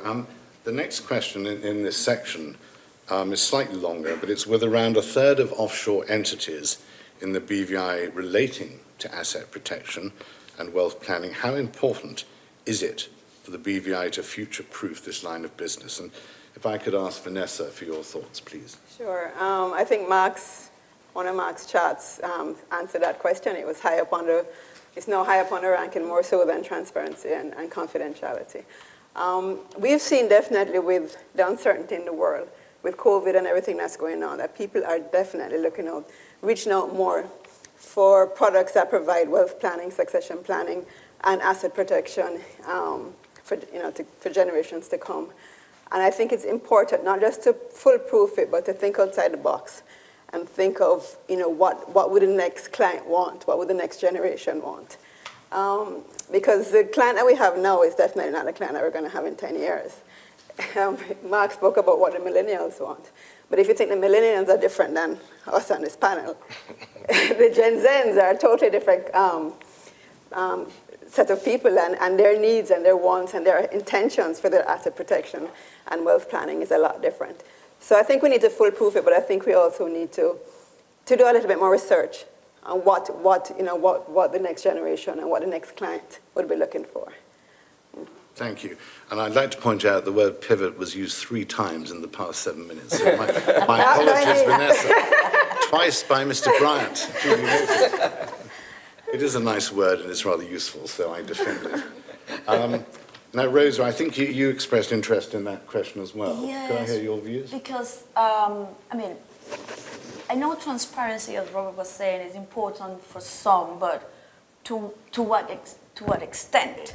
Because if I think of asset protection, we have to start by thinking we're protecting assets that were legally acquired. There's this notion that anything that involves wealth has to be something wrong with it, because it can be that somebody has amassed wealth legally. And who cares about transparency? Do I want to have the names of the beneficiaries public for whom? For what need? It is key. I don't want, for example, the assets and the information of my clients to become the ATM of some illegal activity. For example, let's talk about Colombia, the gentleman who was a runner-up in the election, first they kidnapped the father and they paid a ransom, then the daughter, and he didn't pay, and the daughter never appeared. But nobody in the family was ever kidnapped. So there has to be a balance. And always remember, these people don't want to protect these assets, not to pay taxes. It's their wealth. They have gathered through generations. They will give you passport, origin of funds, everything you need. Anything you want accounting records, here it is. But the issue is, who is going to have access to that information? Who needs it? Does the public need that? No, I don't need to know. If you have a company in BVI, I don't want to know. That's like too much information for my head. So we have to strike a balance, and we have to, again, who are our clients and what do we want to offer our clients? And if transparency is not important by some, it's really very important. It's key for others who have nothing to hide than just protecting, their wealth. No, thank you. Sorry, I get really passionate about it. I noticed. No, Can I drink some water? South America. Central America. I wonder if I could, Clarence, any thoughts from you on that point? Rosa is absolutely correct. To what extent does transparency become the order of the day? I think as a jurisdiction, we have to accept that is not going to change globally. The extent in each geographical region is going to be the issue. As many of the panelists highlighted, for clients that we've been engaged with, it has not been a major issue because they recognize, especially from an asset management and an investment perspective, they have no problem disclosing how they've derived their wealth. I think the biggest issue become privacy and security. And from that perspective, I think we need to now appreciate that that is the issue and determine how are we going to face that issue if that's going to be part of the offering that we continue to offer to those clients. No, good. Well, thank you. I ought to explain that the panelists indicated a number of preferences. So I'll be focusing on some of the panelists who didn't speak in the last session later on. I'm not victimizing anyone. There should be equilibrium. But just to continue this theme, in terms of the BVI has increasingly been seen as a hub for businesses looking to grow, invest or seek investors across borders. And about 22% of offshore entities on the islands, representing nearly 56% of the total value of assets held, relate to this business. What can the BVI do to grow this part of our offering, and what are the challenges ahead? And Robert, I think you were particularly keen on this one. I am, and forgive me, Rosa, because I'll be taking the exact opposite perspective. I like that. Yes. For both lawyers, it's normal. But it is, you said transactional work. And for that, it's about targeting the jurisdiction, Europe, UK. I said US is less relevant in terms of the care about the issue. But for those jurisdictions, transparency is important. So if we are going to tackle that work, then I do think it's standing up to their requirements. And I say, I've been the opposite end of this issue for 20 odd years, so this is a change for me personally. But I just think in the next 20 years, I will have retired, so I wish everyone the best. But I think it's actually trying to tackle the transactional work out of the West and the leading countries in the West being the United States and Europe, UK, and what to do for that. And that is just to go the last mile of transparency. There's only two left that I can think of, and that's beneficial owner information, shareholders, beneficial owners, financial information transparent. That's really pushing the envelope, but I think we need to think like that. How do we track work from those jurisdictions as complying with their requirements, as offensive as they may be? All right, thank you very much. I'm going to muddle these up slightly to ensure everyone has a chance to speak relatively early on. So let's move to the section, we may go back to the one I alluded to, but let's speak about perception versus reality. And I'll start with Shamini, if I may. But in terms of perception and reality, tax neutrality doesn't mean no tax. And over the years, various reports, articles, and books have repeated incorrect information regarding offshore financial centres. The evidence is often unreliable, and some criticisms assume that all offshore activity is illicit and allows for no legitimate and legal use of international financial centres. And I'd like to ask the question, not just of Shamini, but actually there is a question for everyone. Do we need to reconfigure this? No? Okay, ignore that. So on a scale of 1 to 5, where 5 is obviously the highest, how big is the current perception gap on the real purpose and role of IFCs? Has there been any headway in changing perceptions? Is the BVI worse than others? It's an emotive subject. And how can we change the status quo? There are 4 questions, I can repeat them, but if you could at least start, and I can repeat them. Yes, I think I'll generalize it. And as you rightly said, it's a misconception. Over the years, there's a general fear that what we're doing, we're tax havens hiding funds. Most recently, I've just returned from a series of business trips meeting with clients, and it's funny, depending on their geographical location, you find out how they feel about BVI companies. Most is, if I have an offshore, it's going to be a problem. You know, I'm hiding, there's a perception there's something wrong.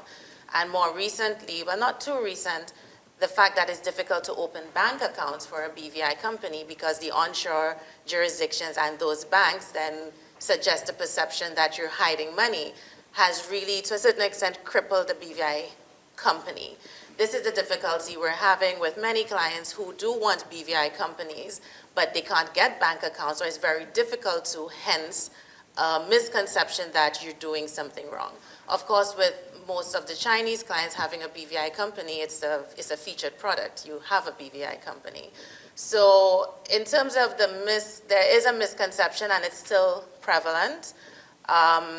What is it that we need to do? I think, it's a blend of what we've discussed, demonstrating more transparency. I think what BVI Finance is doing, as well as marketing and promoting the BVI product more.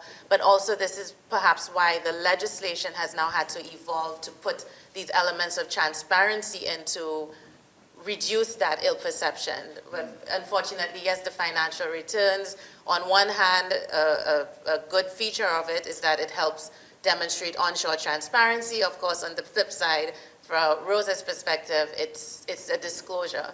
But we really do need to find a balance, and we have to choose a position. We need to choose a side, because out there, the BVI company, at least from my view with clients, I have to break a wall, even as a regulatory expert, break a wall that it is not bad. You're not doing something bad by having a BVI company, even if 10 banks out of 12 are telling you they are not going to accept you.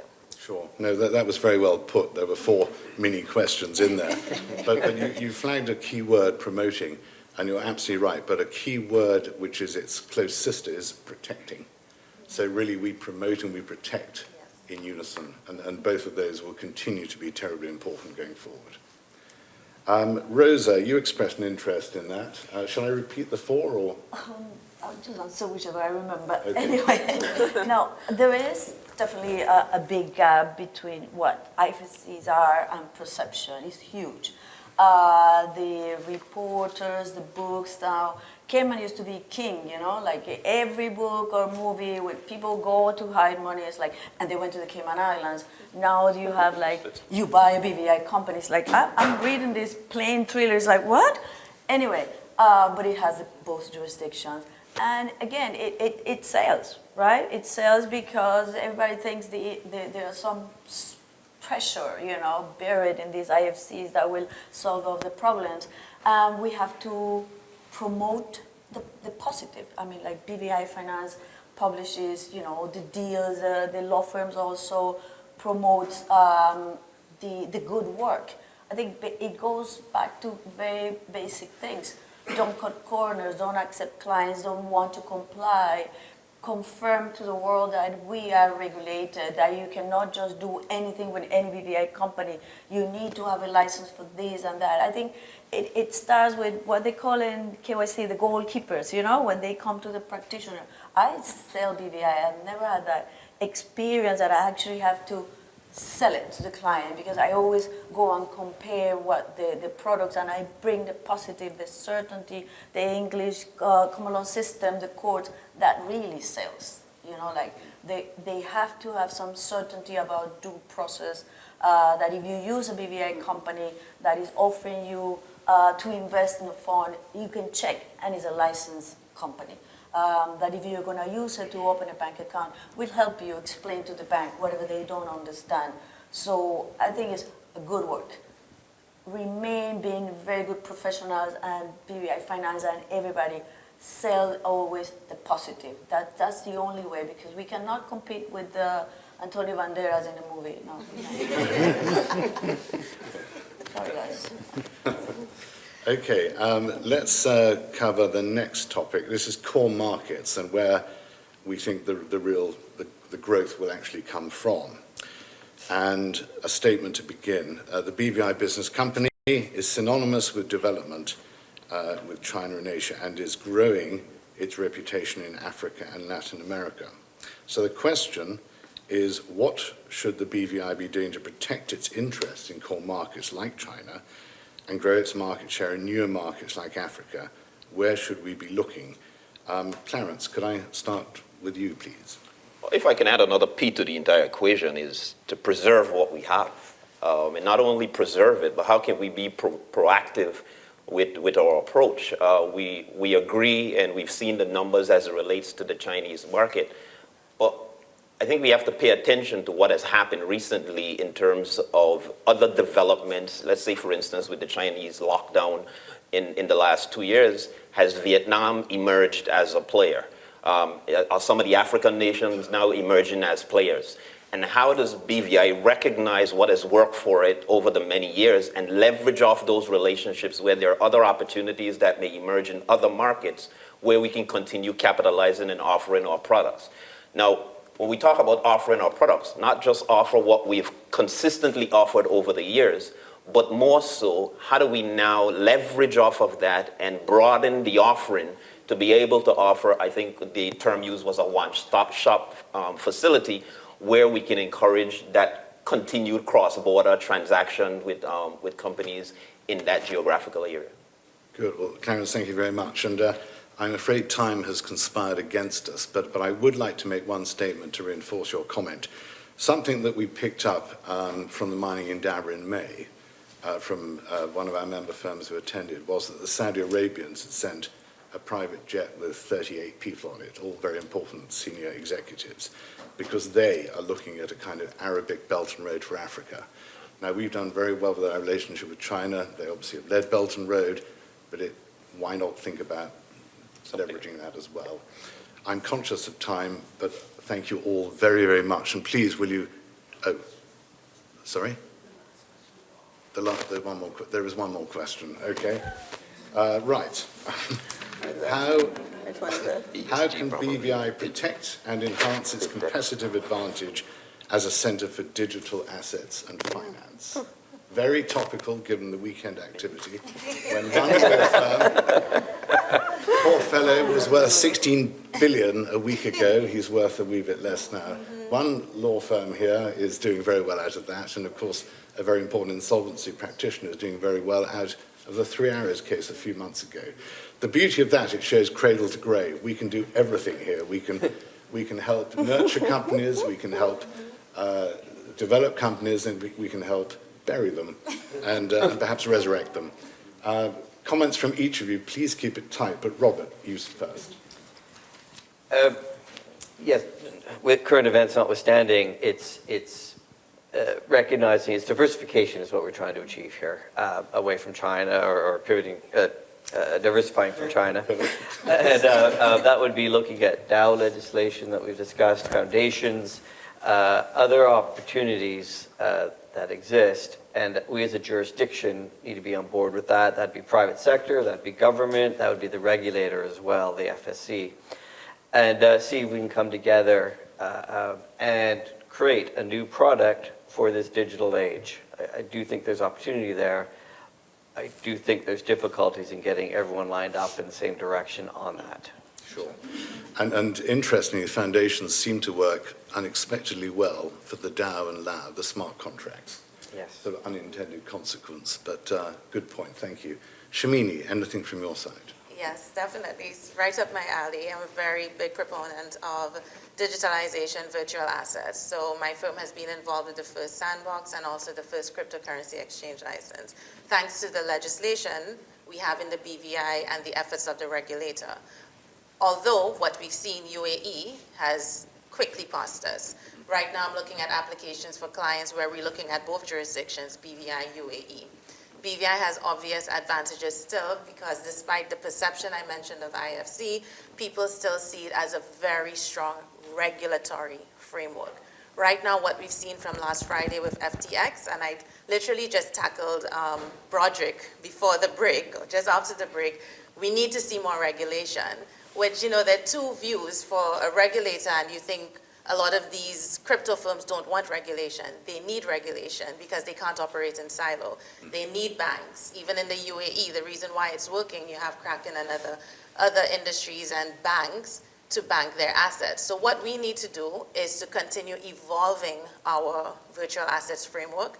We need to think of it as a business. We need to have some people over in UAE, I'm speaking very frank, to study what is happening, see what is the opportunity, see what are the loopholes, what are the areas we need to improve on, and we need to create that in that environment right here in the BVI.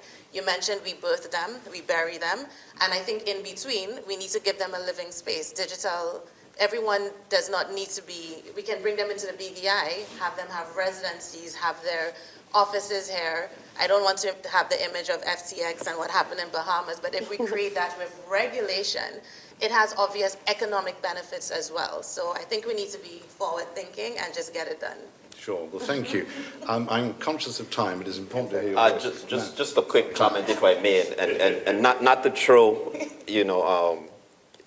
water on the comments, but I think one of the things that we have to be extremely careful with the whole digital space is not to rush to be first to market. Because one of the things I'm very concerned about is how does the regulatory environment keep pace with the evolving nature of that space? What we've seen over the years is that there is a lack of there's a huge knowledge gap between the practitioners and the regulators in terms of effectively regulating and keeping pace with what the practitioners are actually doing. And I would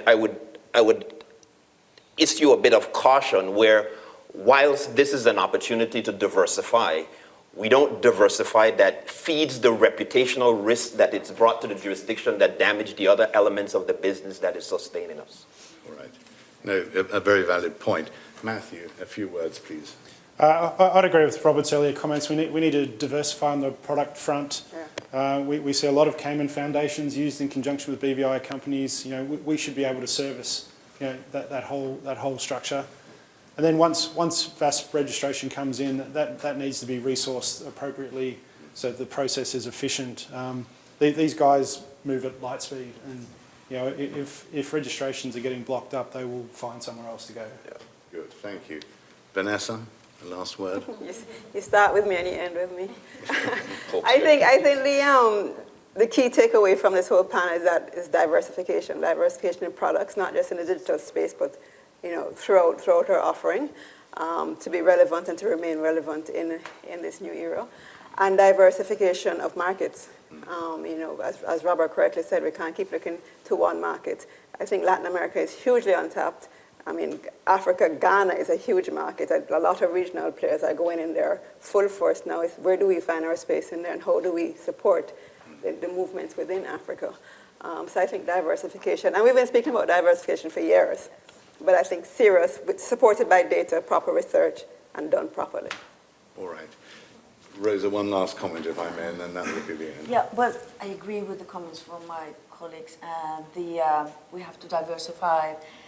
We need the legislation. I understand the risk, and I agree with you that sometimes the practitioners have more time to understand when this goes to the regulator. Keep the communication, but don't discard. The regulation is required, and we have to get on board, because otherwise they will go to Cayman, and we need to. Even if it's a small niche, even if it's just a small part of the business, we want it here. So. We have to start somewhere. All right. Well, on that note, everyone, thank you, each of you, all of you, for your wonderful, informed debate, and please show your appreciation. Thank you.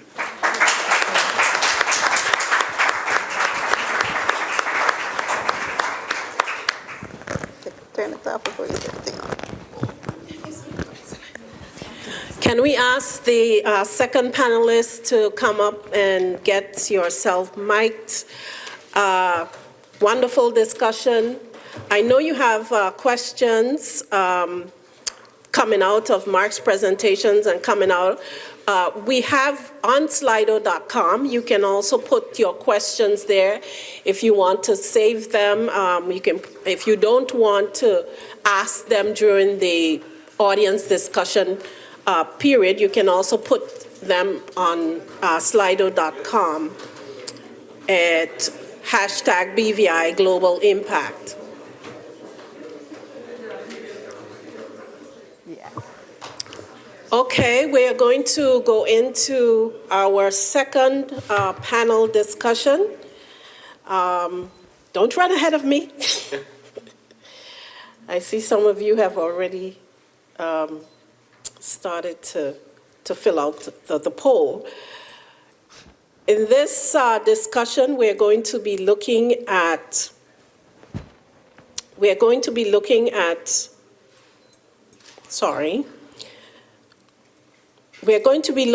BVI's global impact opportunities and challenges. The BVI's global impact, opportunities and challenges.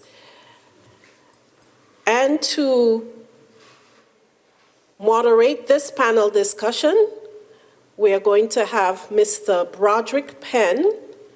Mr. Broderick Penn from the Financial Services Commission. I'm trying to pull up what Broderick's official title is. Director of Enforcement. Thank you, Broderick, for helping me. So Mr. Penn has been no stranger to all of us. He's been in government. He's been a regulator for many years, and he was very much involved, I think, in the first iteration of this report. So we are pleased to have him join us, and we are pleased to have him come from the Financial Services Commission, and he will be taking the messages back to the Commission on our behalf, what we've discussed today. Please help me welcome Mr. Broderick Penn.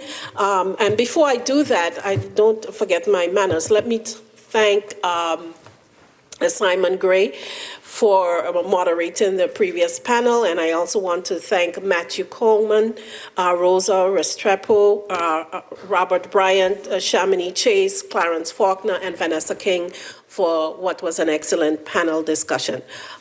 Broderick Penn, please welcome to the mic.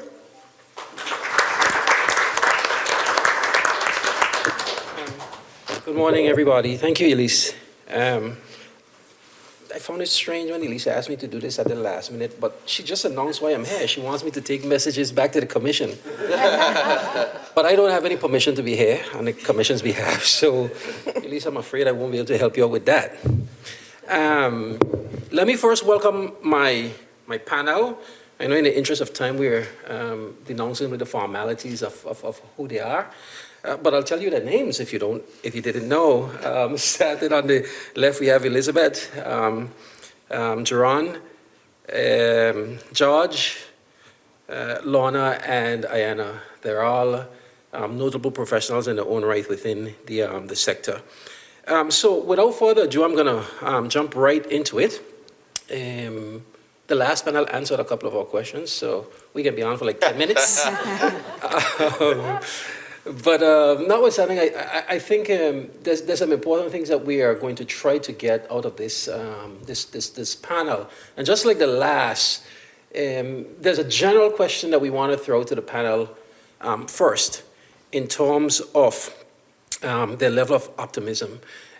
We thought this was an important question because over the last 30 years or so, BVI have obviously been a vital cog in the global economy. I think we always knew it, the 2017 study underscored it, and in my view, set a baseline. I know Mark didn't want to compare, but I'm going to challenge him on that in a question and answer. But the point is, though, we've clearly been enabling the global environment, facilitated investments, and so on and so forth. But notwithstanding that, there's a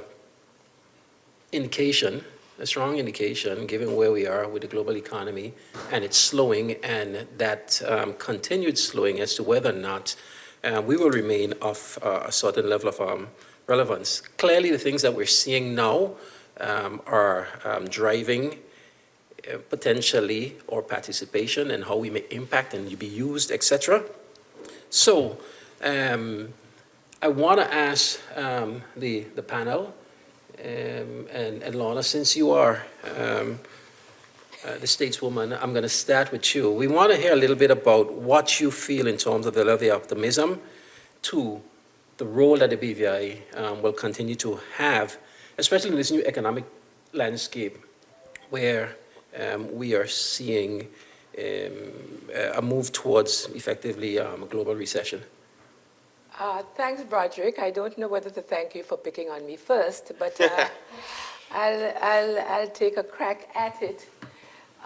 You, Ayana, and I know that Robert always told us about numbers. And so I am not going to go whether we are on a scale of 5 or 1. I could say 5, and I could also drop back down to 1. I could say 5 because we have proven our resilience post-hurricane, post-COVID, and now.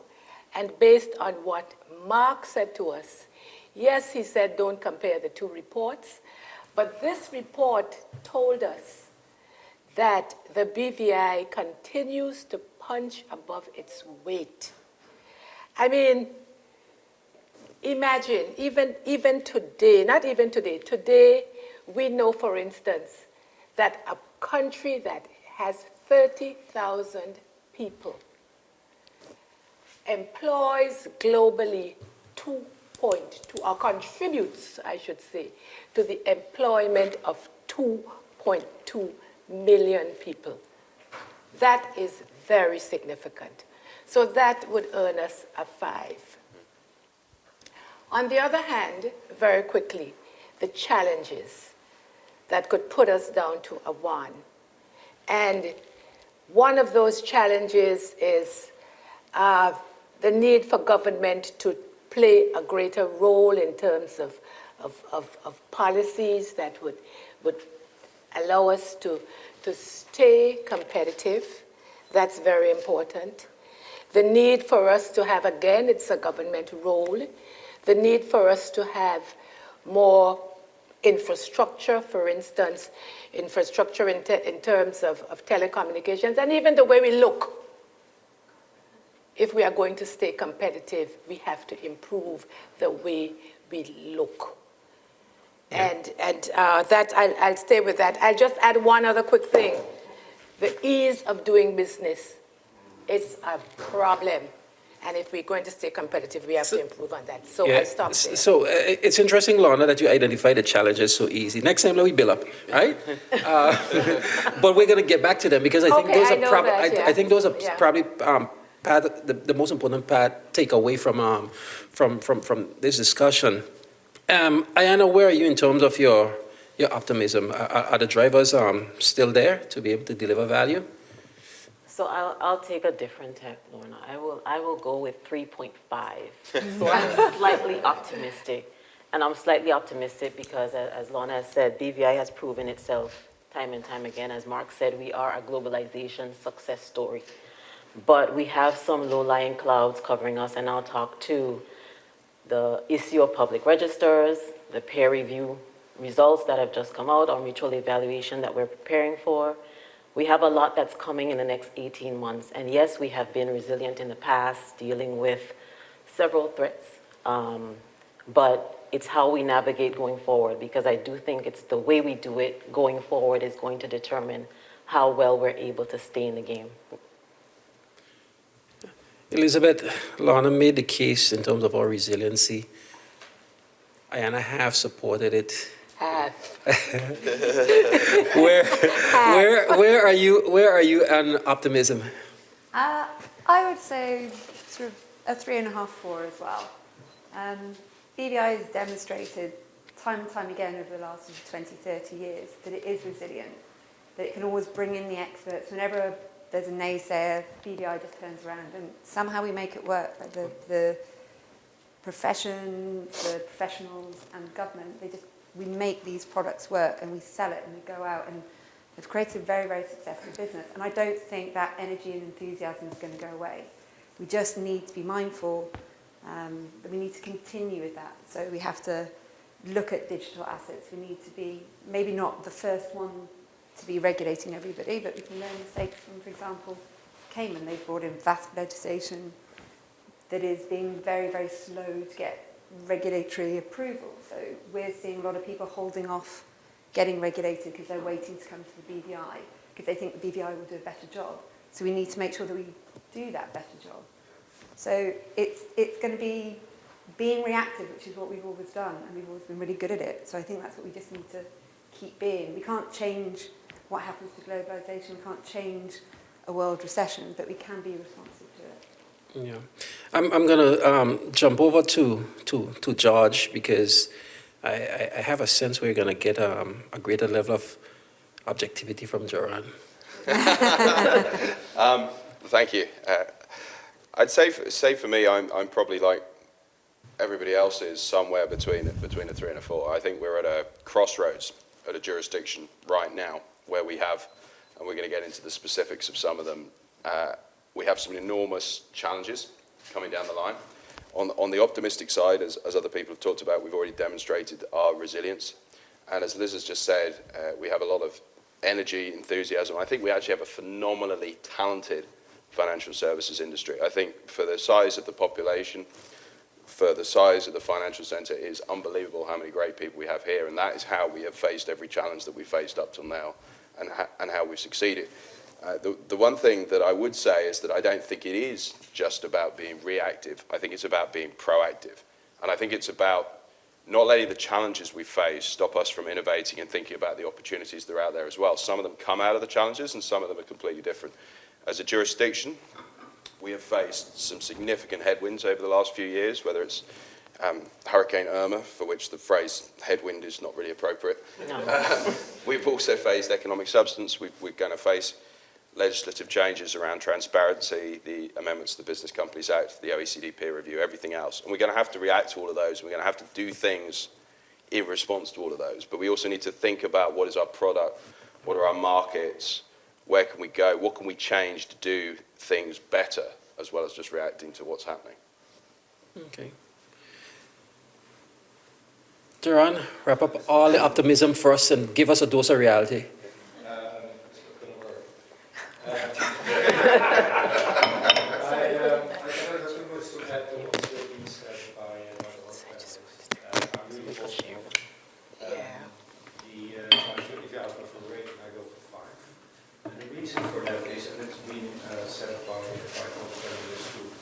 I think we have an excellent infrastructure here, and why do we need them? To be ready.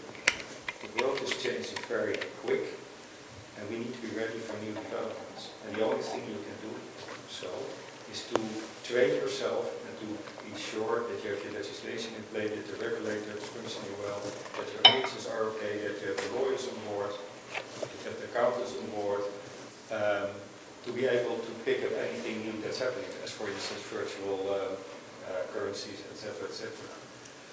And I think that's very well positioned here. And I have a bit of a kind of comparison I can make, because I've been, my life in this business has been split between Curacao and here. Curacao was a fantastic jurisdiction, started just after the Second World War, was very successful, and had its height in the 80s, even before the Berlin Wall fell. So you won't say an international center can only thrive as globalization after the Berlin Wall, etc. It can be many circumstances, and I think you're very well placed here. I would almost say for any circumstances to pick it up and to make it a success. Okay, so there we have it. A high dose of optimism from the panel, and a measurable dose from the poll, with some people being pretty optimistic also. I think that's an excellent takeaway, because if we don't believe in ourselves, who else will? I want to jump onto something that Shamini started on the last panel, in a specific way to crypto, technology advancements and the opportunities and risks that they bring for the BVI.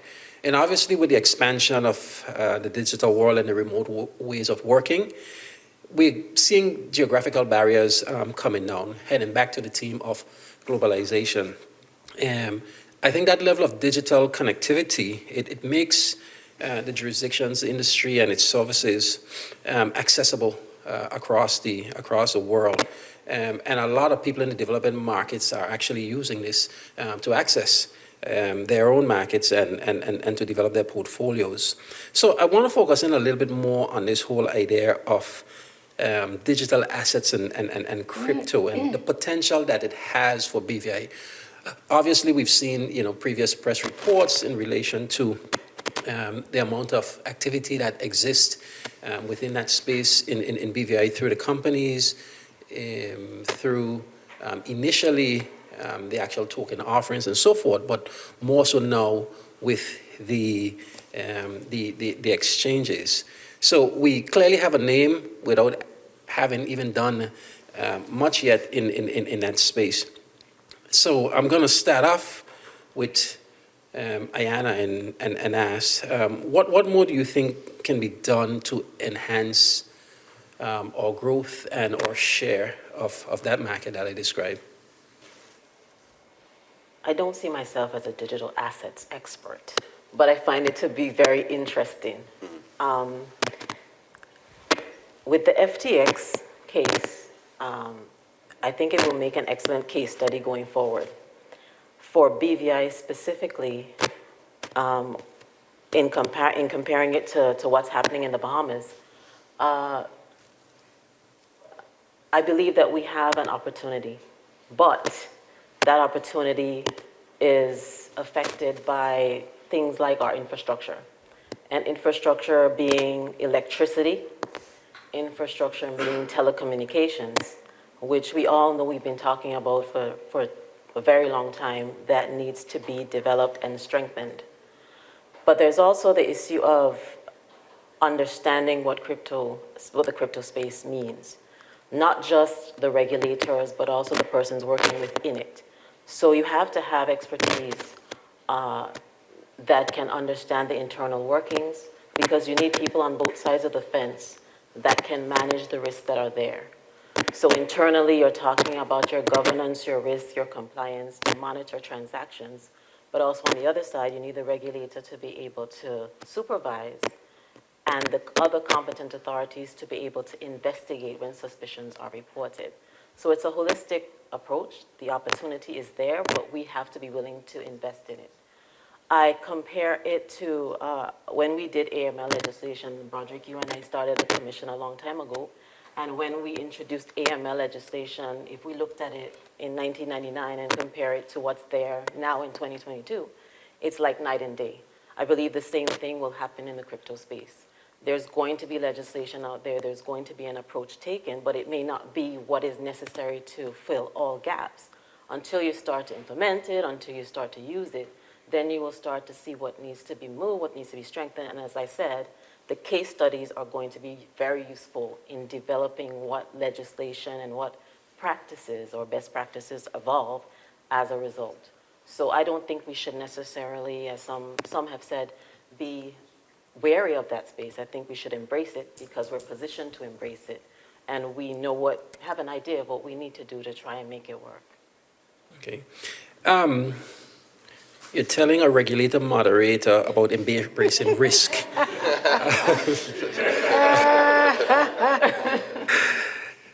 Jaron, do you have thoughts on the opportunity and what we can be doing in this space? I think we have to be careful with crypto and the related field. I think we've spoken already about how the outside world sees the BVI, and that's not always positive. I think it's very important that we keep our reputation high, and that, for me, that we don't end up now in a situation that the Bahamas is in, where they are pointed at as the place where the FTX had a hard landing.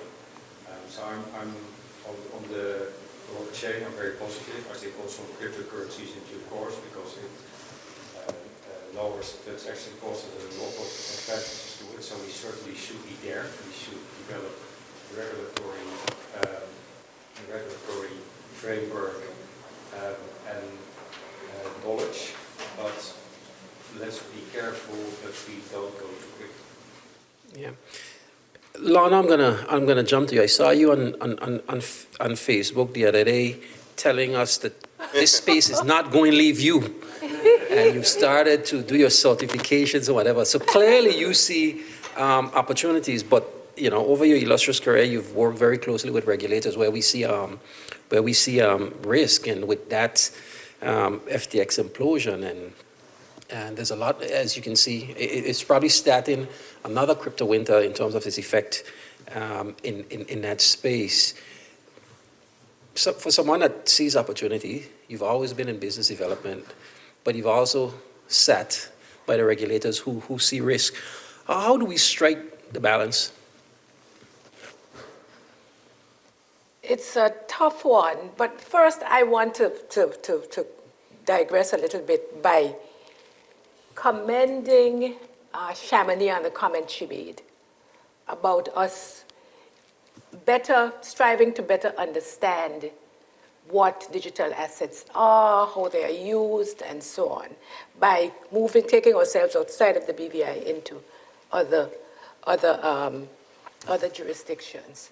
That could be one way. I was extremely, like everybody else, I have been extremely worried about this FTX situation. And as a regulator, I mean, I dare not fall into the trap like my colleague here and tell you what to do, but it's our vast already, given what has happened with FTX.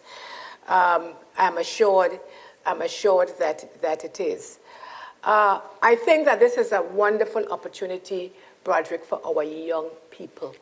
Some of them are here in the room, and they are debating tonight. Digital assets, it's a wonderful opportunity for them to grasp and understand. Their brain is wired and ready to grasp it. And this is a wonderful opportunity for them to get into the financial services industry. And therefore, it is not something for the regulator to do, it's more for the BVI Finance to do, but we need to get our BVI young people more attuned to the opportunities in financial services. We have a very vibrant group, digital assets group. Probably we need to go beyond that and do what Jersey, I notice, has done. And they have like a digital czar, digital asset czar, who really drives this. And these are some of the things that we need to do if we're going to get into the space successfully. Yeah, and I agree with you. Innovation is going to be the driver of globalization, and I think it's someplace that the BVI needs to be looking at, and it is vested in the brains of those that are younger than us and wired differently than us. But there's also the saying about fool's gold, so that's my regulatory skepticism. I want to jump to George. There are some physical and tangible benefits that can come out of this level of development, especially when it comes to the hybrid working opportunities, the digital nomads, and so on and so forth. I think BVI is seeing small pockets of that already, frankly. Even people that are not operating in the digital space and financial services are taking the opportunity to have that nomadic working environment here in the BVI. So the point of attracting talent, developing physical industries, the benefits that could actually come to our real economy. George, tell me a little bit about that. Is this something that you would support? Can there be a competitive advantage for BVI, notwithstanding the ills that Ayana pointed out in terms of infrastructure? And if we don't do it, are we in danger of losing business? Sure. Before I answer that, just a quick word on the kind of digital assets side of things. I mean, I think perhaps I'm quite contrarian, because for the last 2 years I've been a lot more skeptical about the space than other people. But I actually think that the story around FTX and everything else is not necessarily a bad thing. I think it will show people that actually you do need regulation in this space, and people need to understand as best they can what's going on. There's a good quote from Warren Buffett, who basically said that if he'd started out in the 1970s and someone had told him how many people would be getting on planes by 2010, 2020, that he would have invested in every airline company he could find in the entire world, and that he would have lost all that money because most of the airlines went in and out of bankruptcy. The fact that some businesses fail, the fact that some investments don't work out, doesn't necessarily mean that the technology won't change the world. It just means that we haven't quite worked out how it will yet. Coming on to the second question, I think the digital nomad piece and the way in which the world has become more virtual, I think presents enormous opportunities for the BVI. Firstly, we're not the easiest place in the world to get to. I think everybody's fairly familiar with that. There are things we can do to make it easier for people to get here, but the fact that we can do more and more without traveling from our desks, I think presents big opportunities for us. We need to think about how that works in the context of something like economic substance, where we're actually suggesting that people do need to come and have meetings here at the exact same moment in time when most of the world is moving away from having physical meetings. I think the digital nomad thing is incredibly exciting. We've had a lot of people ask about it. We've had, we've had associates sort of talk about, they've got friends who might be interested in that and everything else. But we need to move from idea to execution around some of the things like this, because there's been statements about it. But when people have asked about it and sort of tried to get some clarity as to what's involved and what they need to do to come in, they haven't been able to get those answers. They've just been told, oh, there's a plan and we're working on it, we've got some ideas. So we need to move from ideas to execution on things like the digital nomad thing. This is actually, moving to the BVI 8 years ago was one of the best decisions I ever made. I love it here. It's a beautiful place. It's a phenomenal place that I think people will want to come if we can figure out a way to make them feel that they're being encouraged to come, that we can take some of the bureaucracy out of it. And if we can get that right, I think it creates opportunities. The challenge around it is, and you can see that a little bit, I'm not a litigator, but you can see for the last 2 years, nobody's been having physical hearings in the court here. People have been having the court hearings in other places in a virtual way. That means less money for the jurisdiction. That means less money for the hotels. That means less money for the bars and restaurants. And that means people not having the opportunity to come here and learn more about what we do and everything else. So there's challenges in that as well. And the fact that we know that people are less likely to want to travel means we have to make it easier for them to do so. And I think we have to balance that and think about all that pretty carefully. Yeah, I think those are some very good thoughts. One of the things I think that escapes us, and to hear you speak about the certainty and being able to provide the access and so on and so forth, a lot of times we think about digital nomad and so forth in the financial services space. I actually happen to know a digital nomad that lives in the BVI, and he lives here for the sheer beauty and the relaxation of working and so on and so forth. Not involved in the financial services space, but is involved in digital technology outside of that gaming and those type of things. And I think if we're not able to attract the financial services professionals as digital nomads, there is another class of professionals that we can attract. And then what we have to do is we have to figure out then how to provide our financial services to facilitate the work that they are interested in doing here as a digital nomad in the BVI. Roger, can I just very quickly add something to that? And I'll just say, it's just a sentence, especially for the debate and the rest of the week. Go to Tech Cayman and see what they're doing. It's not necessarily digital nomads, but they're doing a lot in terms of attracting people to Cayman to do more in terms of that fintech space, and we can do it. We don't have the airport. It's difficult to get here, but we can find a way. Yeah. I think I heard that she said Broderick, but I think she meant Elise and Jeremiah. We need to look at it. Let me jump on to another topic. I deliberately skipped over Elizabeth on the last one because she's going to tell us a little bit about climate and sustainability. Obviously, we've seen a lot of action in this space. It's been a huge focus of the last two COP sessions, and climate change is dominating the global space. Even so, to the point where sustainability, environmental, social, and governance are now entrenched in businesses and investor psychology. Financial services are looking to adapt in order to be able to facilitate this type of thinking. The actual plans have many preferences that are geared toward that level of sustainability and so forth. So I want to ask Elizabeth to speak to us a little bit about whether or not there is real opportunity for this in the BVI. I know some years ago we talked a lot about green finance.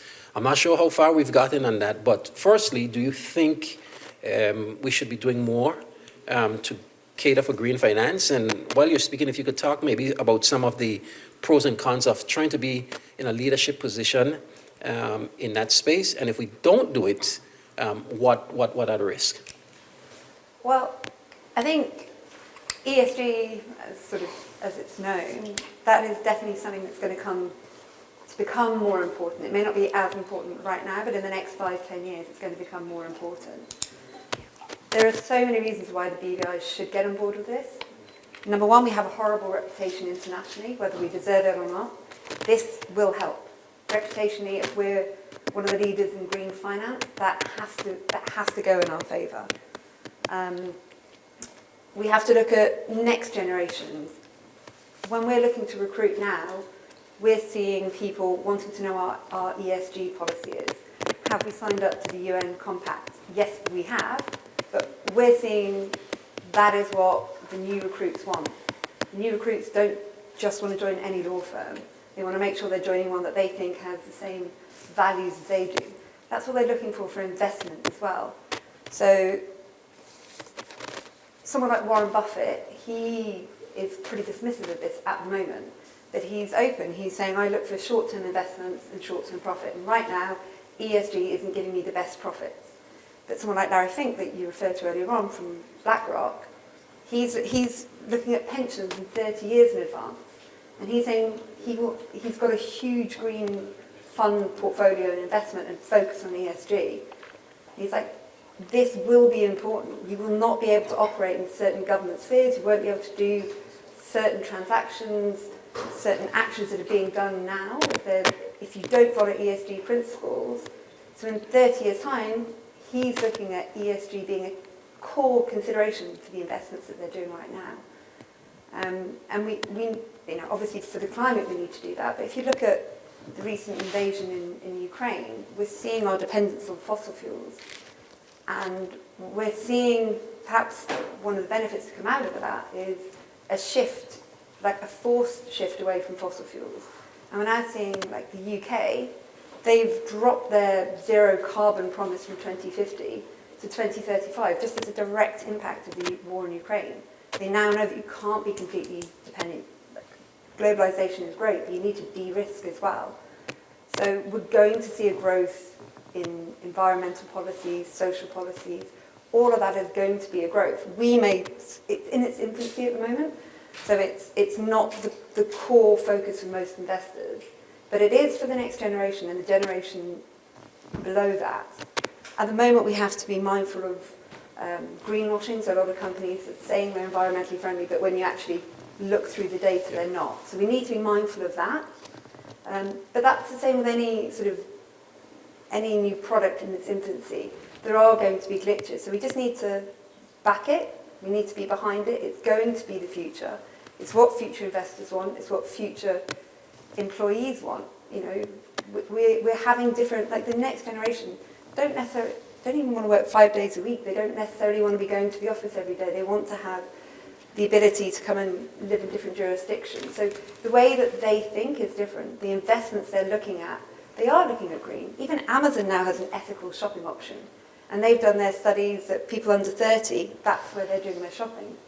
So while some of us might look at it as, oh, it's just a green tick in a box, we have to recognise that that's the future. We have to be seen to be embracing that, if nothing else, even just for our reputation. Yeah, I think those are some important comments. And actually, the thing that struck me the most is the one that you said up front. Giving our global reputation sometimes, you know, how do you leverage green sustainability and those type of things to actually enhance our reputation? I actually think that that's a really great idea, and should probably be one of the driving objectives of what we're trying to do. Conscious that we have to wrap up, I just want to ask anybody else from the panel, not everybody, do you have any specific ideas on how we can tangibly move forward within the sustainability sector? I know a few years ago we were talking about promoting green funds, developing a special hedge fund that caters to green finance and whatever else. Does anybody have any actionable ideas? I just want to add a slightly contrarian note into the discussion here. I think a couple of years ago, I think there was much more of it's just a kind of box-ticking exercise. And I think a couple of years ago, maybe if we'd have just launched something, we'd have called it a green fund product, and we could go out there and say, oh, well, we've looked at some criteria and we've decided this is green, so we're going to put a tick and we're going to allow people. You might have got somewhere with that. I think that the industry as a whole is becoming much more sophisticated. There's still an enormous variety of understandings of what ESG means. You know, I had a conversation with a client who basically makes at the type of servers that they use for mining cryptocurrencies. And his view was that his was a green company because he was doing it for 75% less energy than other people were, whereas a lot of investors' view on his company was it's the opposite because it's still basically generating an enormous amount of electricity. So this whole thing is really debated. There is a version of reality where we can produce products and stick a badge on them and say, look, this is green, and we've kicked the tires on it and decided that it is. Certainly within the social and governance space, leaving aside the environmental, there's certainly things we can do there. I think the other thing that we need to understand is that a lot of the investors that are pushing for this kind of stuff already have us slightly in their bad books. You know, I do a lot of work with public listed companies, and the ESG investors and the ESG funds are telling them it's not a good look to be in a quote unquote tax haven, even if you're actually saying that you're tax resident somewhere else. So I think yes, we should look at products, and yes, there's massive opportunities here, and I don't disagree with anything Liz has said, but I think we need to be seriously aware that this direction of travel presents challenges for us as well. Okay. I liked what Liz said about not just the substance part of it, but the danger of greenwashing. We need to walk the talk, if you want to put it that way. The government can play a role by giving certain incentives for walking the talk, the solar things and the solar panels and the physical things that make us look like, I hate to say like Bermuda, but I'm going to say it, that make us look a little bit like Bermuda. There are a number of things we could do. Give more incentives and so on. Okay, I'm going to wrap up with my next 8 questions all in one. Future-proofing the BVI business company. Obviously, we've had a lot of success with the BVI BC, and I want the panel to think about whether or not we think it's still fit for purpose, looking at all its characteristics and so on and so forth.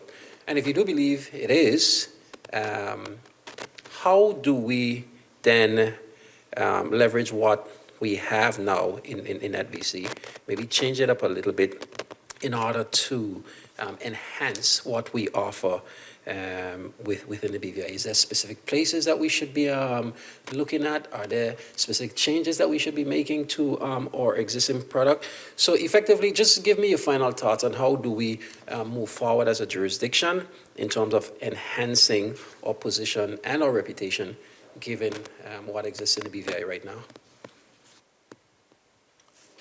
Not all at once. I will start. The BVI business company is naturally our core. It's our foundation, is what we've developed our reputation on over the years. It's the foundation for what we have then evolved into the fund space, crypto, trusts, PTCs, and the like. What I think we need to do as a jurisdiction, though, the private sector has done an awesome job of pushing BVI. We know what our clients are looking for, and so we facilitate that as best we can. A few years ago, as a collective, many of us on this panel, some in the audience, participated in an exercise to develop a financial services strategic vision. And I don't know how we've looked at that going forward, but I think we need the government, and Lana has alluded to that in her comments earlier. The government has to take a stronger view on financial services. They have to develop what we want, what we as a jurisdiction should be doing, and then the private sector follows suit with that. Stakeholders are still necessary because the way I look at a BVI business company is different to the way the government may look at it, the way the IT may view it based on the different information that we are privy to. But if we come together in a room, I do believe that we can come up with the best solution. We've done it before, and I think it's necessary to do it again. I know that doesn't necessarily directly answer your question, but I feel that if we don't start with the government, I do believe it's taken a very laid-back approach, and no offense is to be taken, but realistically, if we are going to move forward, there has to be a vision for what financial services is, what we're going to do, not just an ad hoc approach. Won't work. Well said, Diana. I couldn't have said it better. I don't know if, did Mark put this graph up, the one that shows the value? At least the last one had it, where you had the 1.5 billion, and you had this long tail, if you want to call it that. We've got to do something about that tail. We have to put more value into that tail, those companies. As I sat and listened to him this morning, there were so many things that came to my mind. I agree with you. We need to sit in a room and decide how we're going to do that. The CSPs are very important, but we have to find a way to add more value, to find a way for them to do more. Can I, just to jump in on that, I think as a corporate lawyer, I think our product is a fantastic one. I think we still have one of the best corporate laws in the world. It's phenomenally flexible, and this tracks back to what I was saying before about being proactive rather than reactive. The last time we made any serious amends to it as a result of clients asking for something or our desire to add flexibility was in 2016. Every round of amendments we've done since then has been a result of international pressure to do something, to try and fix something, to try and introduce something. So every press release we do is basically telling clients we've made your lives slightly harder. Now we all know why we've done that, but it'd be lovely to be able to do some press releases to tell clients that we've actually made their lives easier in some ways. So I think we need to look, the macro stuff that Ayana and Lorna said is absolutely right. But just from a micro way, we need to look at our product and think, yeah, we have a good product, but how can we improve it? How can we make it better for people? And I think we haven't been as good at doing that because we've had our emotional and intellectual capacity and energy being dragged in different directions. We need to find the space to do that. Is that a message to take back, George? Maybe. But look, we get it. We understand why we haven't been able to do much else. But yeah, we have to be proactive, as you already said, George. So keep on being proactive because we need to be prepared for anything that can happen. Look into the future and try to understand what future needs are, and probably need to sit together to get that done. And I think that's really important in this jurisdiction that we. Is my mic? I already heard that my mic didn't really. Does it come over or not? Just to project a little more. Okay. No, I think we have to be proactive and sit together and look in the future and try to understand what future needs can be. And I think then we could, because the product in itself is fine. Okay. Yeah, I would agree. I think we've got an excellent product. And I said before, we've got excellent people in the jurisdiction and outside the jurisdiction that are working around the product that we have. I like what Mark said earlier about aiming for high value. I do see the BVI's jurisdiction changing from mass incorporations to that high value model, and I don't think it's something we need to be scared of. If we look at the Channel Islands, they have 30,000 companies CSPs, and a very successful financial service business off the back of that. I'm not suggesting we lose 90% of our business, but even if we lost a fraction of it, that sort of the mass company corporations that only generate, a few $100s a year, if we don't, if that business falls away, we get high value, the knock-on effect for that is higher fees for everybody.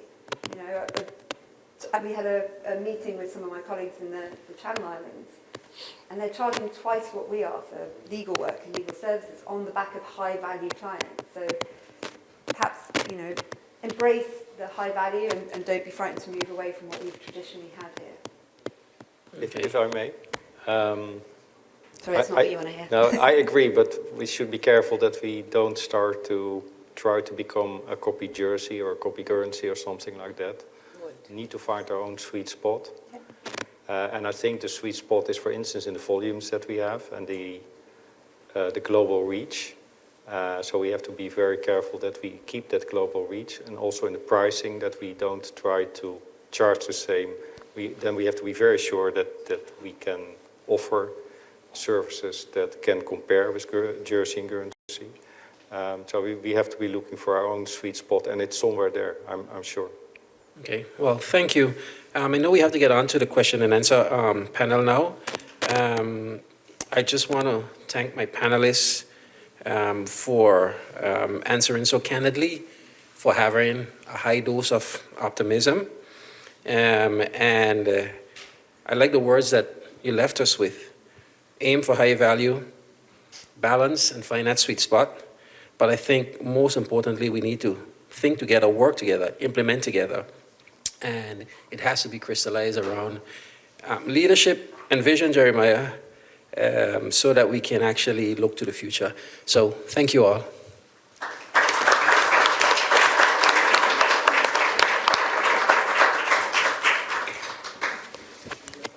Another excellent panel. Thank you very much, Broderick, for that. And I know you will take back what you've heard to the Commission. So thank you in advance. I also want to thank Elizabeth, Liz, Jerome, George, Lorna, and Ayana for being our panelists on this. So we're going to go into the question and answer. So Mark is available. I know you've been keeping your questions, and I'll check into Slido and see if you've placed any there.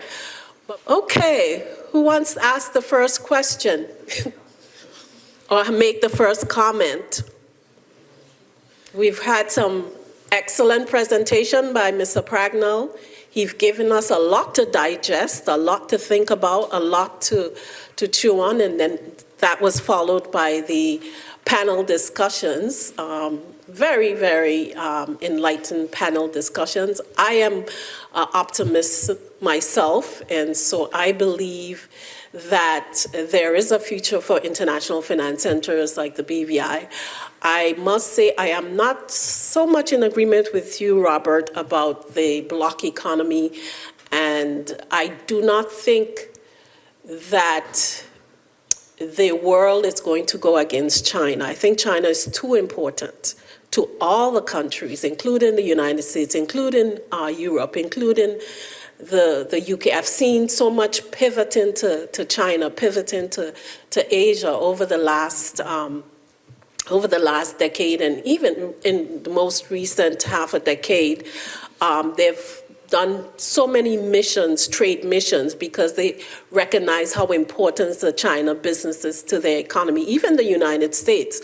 So for them to take the position that they're going to take, as they did with Russia, I see it as unlikely. So I'm just adding my thoughts to that.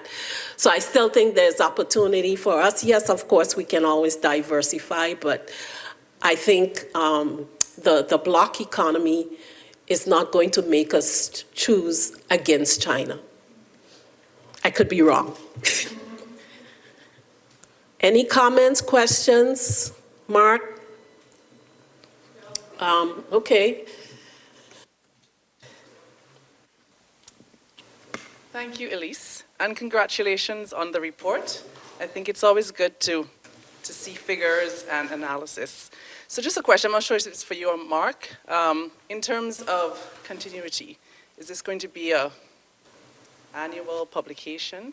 Because I think it's important that, I mean, things change so quickly in the world that it would be good to at least have a time series of data that we can compare over the years just to see whether or not we're progressing or not. and to get a better picture in terms of our positioning in the world. So is this going to be a continued activity? Because one of the things that we all can agree on, that we do need data to make decisions, and there has been, in all sectors, not only in the financial service sector, a gap. So it's good that this has been done, and it would be lovely if it's continued, whether it's on an annual basis or at least periodically. So that's one question. I have another one. Okay. I'll let Mark answer, and he'll tell you how hard it is to pull teeth from people. It'll get easier if it becomes part of the culture. Before my answer, I think the question needs a punchline. I know Mark said he wasn't comparing, but Tatiana makes an excellent point. 2017 is perhaps our baseline year, and while the methodology might have had some changes and some differences, there's some key statistics that you pointed out. The $14 billion in tax revenue, the $1.3 million in assets, the 2.3 million jobs. I think you owe it to us to maybe give us a sense of how those key statistics compare to the baseline. Yeah, that's fine. Thank you. How can I best describe this? It is a tortuous process putting this stuff together. It was bad 5 years ago. It's not been great this time either. You're absolutely right. What's key to being able to present and defend and promote the jurisdiction is being able to have this sort of material at hand. Okay? And I think all credit to Lorna originally, Elise now, for commissioning this work, because it's exactly the sort of material that you need to have in order to defend yourselves and in order to promote yourselves. You are not alone amongst the IFCs in not being able to find the data very easily. And it has been a tough job of being able to extract this out of actually firms individually.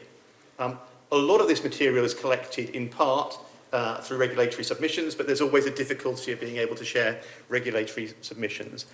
I think, for me, the lesson isn't you want to do this exercise on an annual basis. The lesson for me is that actually you and other IFCs need to become better at managing, collating, synthesizing, and then presenting with power this sort of insight. You are actually, and BVI is at the forefront of this because of the implementation of BOSS. You are a very data-intensive, digitalized system. Really, you need to go one step further. You need to go one step further, and you need to now actually synthesize that material so that you can use it for promotional and defensive purposes. And it shouldn't be in the realms of, let's be quite honest about it, rather peculiar consultants popping down every so often and having to threaten people to extract the data out of it. So I would love to see you on an annual basis. I don't really think it's probably my bag. But I think actually what this should be is this should be the routine of how this jurisdiction does its business. Okay. Second point, Broderick. Yep.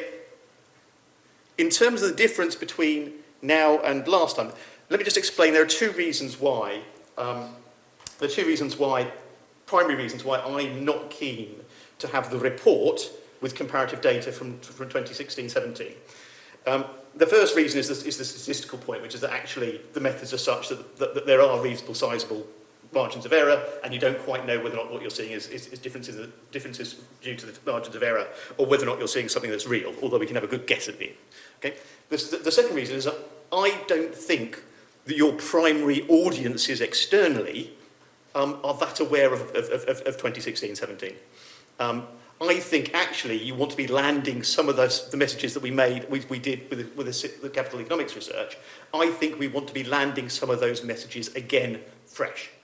You know, the extent to which this jurisdiction is a significant contributor to global prosperity is something that you should be saying in and of itself with most of your audiences, rather than saying whether or not it's gone up or down a bit since the last time Mark came down and pestered people to do surveys. In practice, what the biggest difference between now and 5 years ago is that actually the register has declined. And we were at something like, I think it was 425,000 when I was here for the first survey, down to what's about somewhere in the region of 370, 375 now. And that has meant that a lot of the key metrics have reduced a bit over those 5 years. Okay, so when I said I think what we've seen is we've seen an increase in the percentage of BVI BCs that are either with assets in or are with universal ultimate beneficial owners in China and Hong Kong and Macau.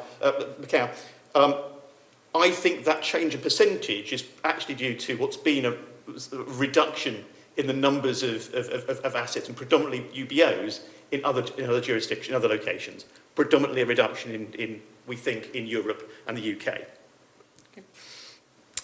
Now, what I didn't want to do as well is have this report being one which is a big, for external audiences, I don't think having this report being a report about what's happened in the last 5 years, has this demonstrated, for example, the impact of black and grey listing, as being a particularly helpful commentary around this report. So I've intentionally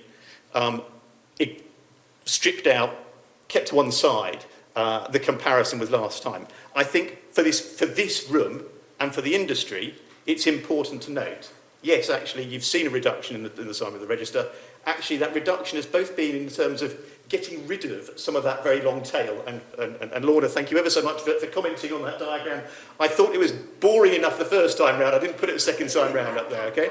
But what you've seen is you've seen a chunk of that tail go. But also, you've seen a chunk of the mid-range go as well, I think. And that predominantly being around those vehicles which have been most sensitive to the change in attitudes in Europe. Does that answer the questions? Thank you very much for that. And hopefully, through this process, and the more often it occurs, we can create that culture of giving information, since we get a better understanding in terms of what the final product can be. So just another question, just in terms of this whole value-added concept. Maybe I missed some of it on the panel, but for the last, at least as long as I've been in the BVI, we've been talking about adding value to the industry, But could someone demystify this value added for me? I don't really understand why have we made progress in terms of adding some value to our industry? Is it something that we do? It's a very slow process. Are there issues in terms of visioning, in terms of what that value added can be? Is it a regulatory issue? Is it a government issue? Just to get an understanding of why we're still discussing it in terms of so much, as though we have not made any progress, and to get a better understanding in terms of why we haven't made progress, is my question. Robert, can I ask you to? So I wasn't expecting this. Sorry. Value added, we incorporate, that's the basic service. The next level would be the lawyers, accounting firms. Numerous law firms are here now, accounting firms as well. Can more be done to encourage that? Yes. But then it's also the businesses themselves, trade licenses. They're not requiring trade licenses for businesses to come here. Basically, it's opening up the economy to these international business companies, with the old nomenclature, and to allow them to carry on more activity here and use more service providers. Banking has been mentioned, that's another service. I missed any lawyers, accountants, banking, those are the basics, but then also physical presence. Directors, accounting. Directors, it's all that is value added. And don't be wrong, there are lawyers, there are accountants, there are banks, but it's not as strong as it could be. Is that Isn't it also going higher up in the value chain? So we have companies that are not just holdcos, but they're doing more.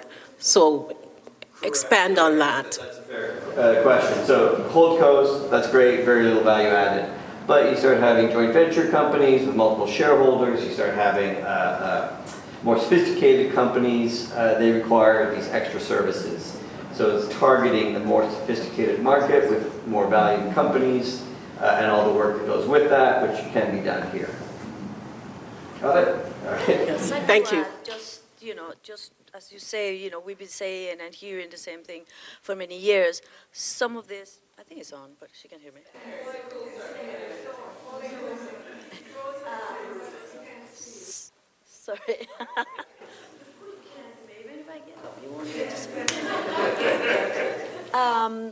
It's coming apart. It's coming together, sorry. With the economic substance, then you bring directors to meet in the BVI. With the accounting records, you promote the accounting services that are provided in the BVI. You don't tell them, you do your accounts and send me the copies. You tell them, we get your accounts done. Like director services, if I'm going to be a director, I will, make sure that you get these services done in the BVI. The accounting services, the actual minutes, the actual review of the documents. We have to, and I include myself in it, that the old notion that a director is just a name. And then people say, this is what I want to do, here, you sign. No, it's incorporating what we are actually offering and doing it. Just not, saying, oh, here's your BVI company, and you can do everything outside. No, get more of the managing, into BVI.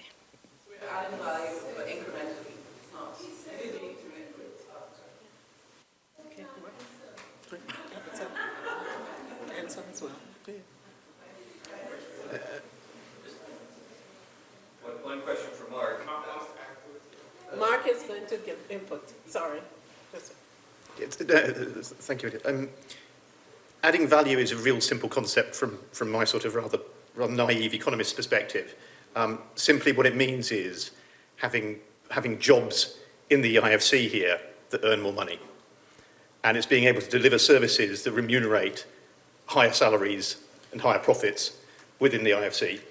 And from that, generating much bigger spillover benefits for the rest of the islands.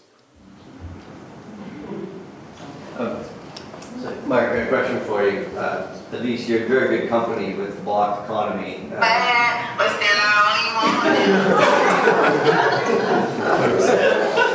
Okay, Sandra.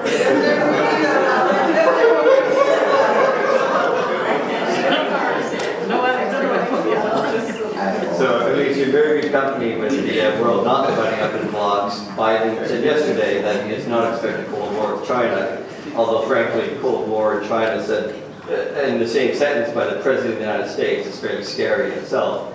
But Mark, what's your view? Which of these three scenarios that you set out do you anticipate happening in 10, 20 years? The three of them are both in descending order of impact on the global economy. They're also in descending order of probability, in my view. I suspect we will see something that looks like a bit of what we've had previously, but a little bit worse, most likely going forward. And if I was to put a probability to it, it'd be somewhere like 40 to 50% being on the first scenario.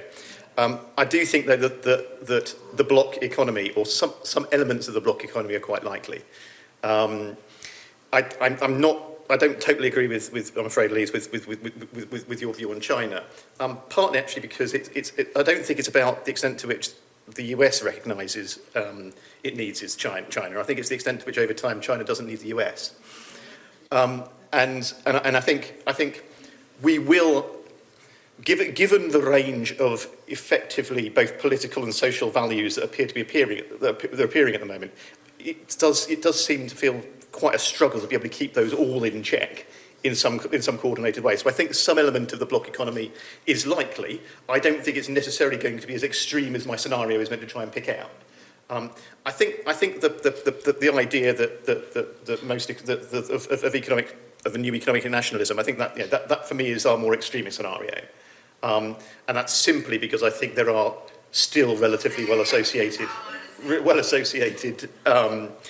links between at least the major economies in Europe and in North America as well. So I think that's least likely, but certainly you don't need too much of a new wave of nationalism to have some of those elements come through as well. Great, thank you.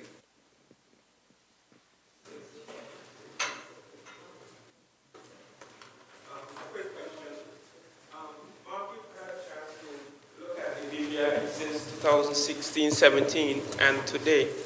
You had a nice chart I saw on your presentation with the bubble indicating these are the components that should really articulate the future of the BVI. And the panelists also touched on a few of them very eloquently. from your standpoint, where are the low-hanging fruit that we should be really jumping towards, and where do you see us really being in a good position to move into those areas? If only there were such things as low-hanging fruit, the world would be a much easier place and tastier. I tell you what, I think that there were some points that came out of the panel discussions that were really powerful, and I'm going to pick on one for this, which is Clarence. I think you focused on one of the words that I put up on the slides, which was leverage. And the bit I would say is I don't think the discussion should be necessarily about what's the next big thing, or the discussion shouldn't be about certainly shouldn't be about what's the current bandwagon. I think what needs to happen is you need to think a little bit about what is it that has made you successful. Where have you been successful? And the other comment, oh, hang on, sorry. Sadly, there were so many things to write down whilst the panel was going. It's gone over both sides of the page. But Elizabeth, I agree with some of your optimism. I'm never going to be a 5 or even 4. But somehow we make it work. It's true.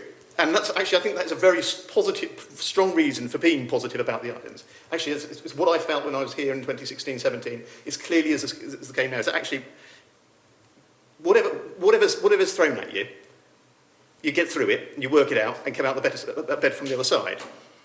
But I think the trouble is you can't live by somehow we'll make it work. You've got to work out how you make it work. And that's what's missing at the moment, I think. And for me, that's about understanding what it is you do well and leveraging it, or what it is that you've got that others don't have as well. And I'm going to be completely contrarian on this one, which is that I don't think it's about the external market that you should be thinking. I actually think the way in which you work out how you're going to succeed is by working out what this place should be. And again, powerful points from George. This is a long way. Just go for a slight time. But the very first job I did, the very first consultancy project I did, which was far too many years ago, in relation to offshore jurisdictions, was actually for the Isle of Man. And for those who are less familiar with the British Isles, it's a rather bizarre rock in the Irish Sea, sort of halfway between Ireland and the United Kingdom, Great Britain. It is remarkably beautiful, actually, if you like sort of mountains. It's got the same geography as the Highlands of Scotland. It also has the same rainfall as the Highlands of Scotland. So if you like rain and wind, but mountains, it's a very nice place to be. And I got asked to go and help them develop their very first economic development strategy. And I wish I could remember how long ago it was, but it was quite a long time ago. And I had to go over and do the pitch. And my colleague had written an absolutely appalling proposal. I had been on holiday, and I had to go over and give the pitch to the Isle of Man government for trying to do this work. And I was on the aeroplane thinking, what the hell am I going to say on the basis of what was written in the proposal? And the only things I had on my laptop at that point in time were my holiday photographs, which I'd been on holiday in Seattle. So the pitch had become Seattle in the Irish Sea, with some wonderful photographs of Seattle. But the reason for that is that actually there are lots of things that aren't common about between here and the Isle of Man, but there is something that's one thing, is that actually what the Isle of Man has, it has an amazing ability to offer a very particular quality and standard of life. Just in the same way, if you go to Seattle, Seattle's a city for geeks. It's for those people who want a big career, but certainly couldn't stand New York. I think these islands offer that really remarkable standard of living, that really remarkable quality of life, that really remarkable lifestyle that certain people want and certain people will come here to get. Previously, they ended up going to Jersey because that was as close as they could get, but still be connected to the UK and still be connected to the big markets. Actually, as you get better fibre optic cables, as people start to get used to that remote, non-geographic way of working, This place isn't good because of the geography, it's good because of the lifestyle.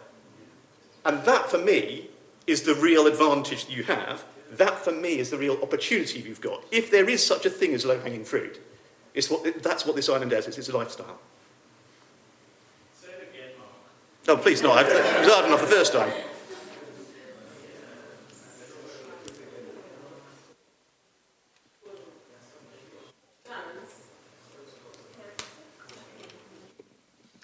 Hi, Mark. Hi, Mark. My question stems from the comment you made when we talked about the $14 billion in taxes that was earned as a result of BVI. And then you also talked about what the big countries or the developed countries are looking for. One of the things I did not hear, and I'd like to get your comments on it, is the impact in terms of social protection.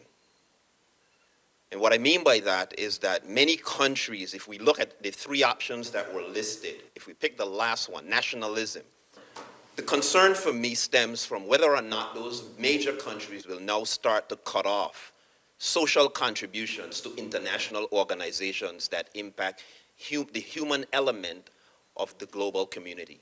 And what I mean by that is that if the Western world decides we're going to operate in a block economy and start cutting off funding from these NGOs, then what does that mean for a global community? If you look at China, and yes, we may say China may be moving towards, I don't need the US versus the US need us, then do they stop the recent movement of targeting many countries around the world where funding, their access to collaboration is providing funding that will lead to a debt crisis for them? Then what happens globally from a social perspective if we start cutting off or see funding being cut off by these developed nations? Yep. Powerful question. I think, okay, so the conference about Beyond Globalisation, as I said before, actually, I don't think globalisation will stop, I just think it will change. I'm not so sure whether or not the phrase global community will necessarily have that sort of endurance.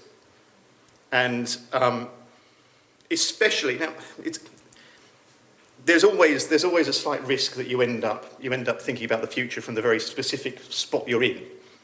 So I think we've got to aim off a little bit from that, but regardless, I'm going to fall into that trap and just talk a little bit about where we are at this specific spot.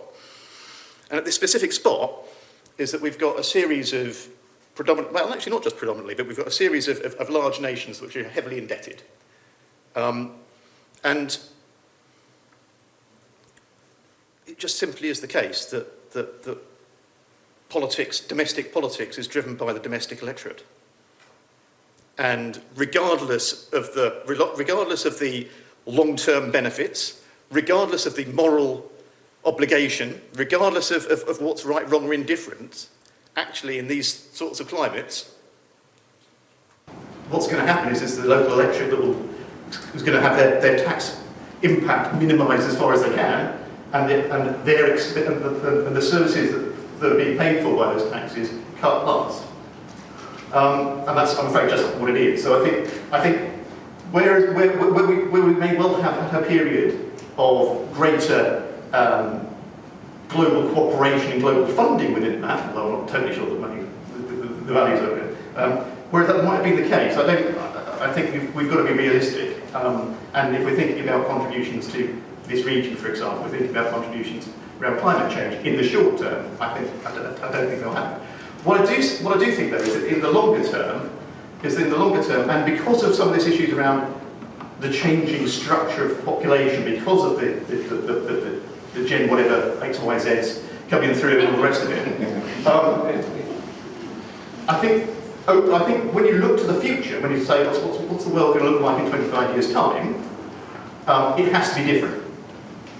And it has to be one where actually I suspect the patterns of investment and the scales of investment will be very different to what they are now.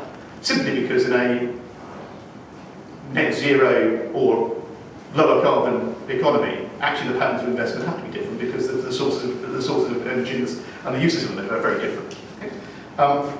The question is how on earth we get there and what facilitates it. Well, my suspicion is it's going to be facilitated by the private sector at some point in time. What I think is going to be, where I think it's going to be problematic is in the short term, actually domestic political issues in the bigger economies are going to frustrate it. Would you give yourselves a round of applause for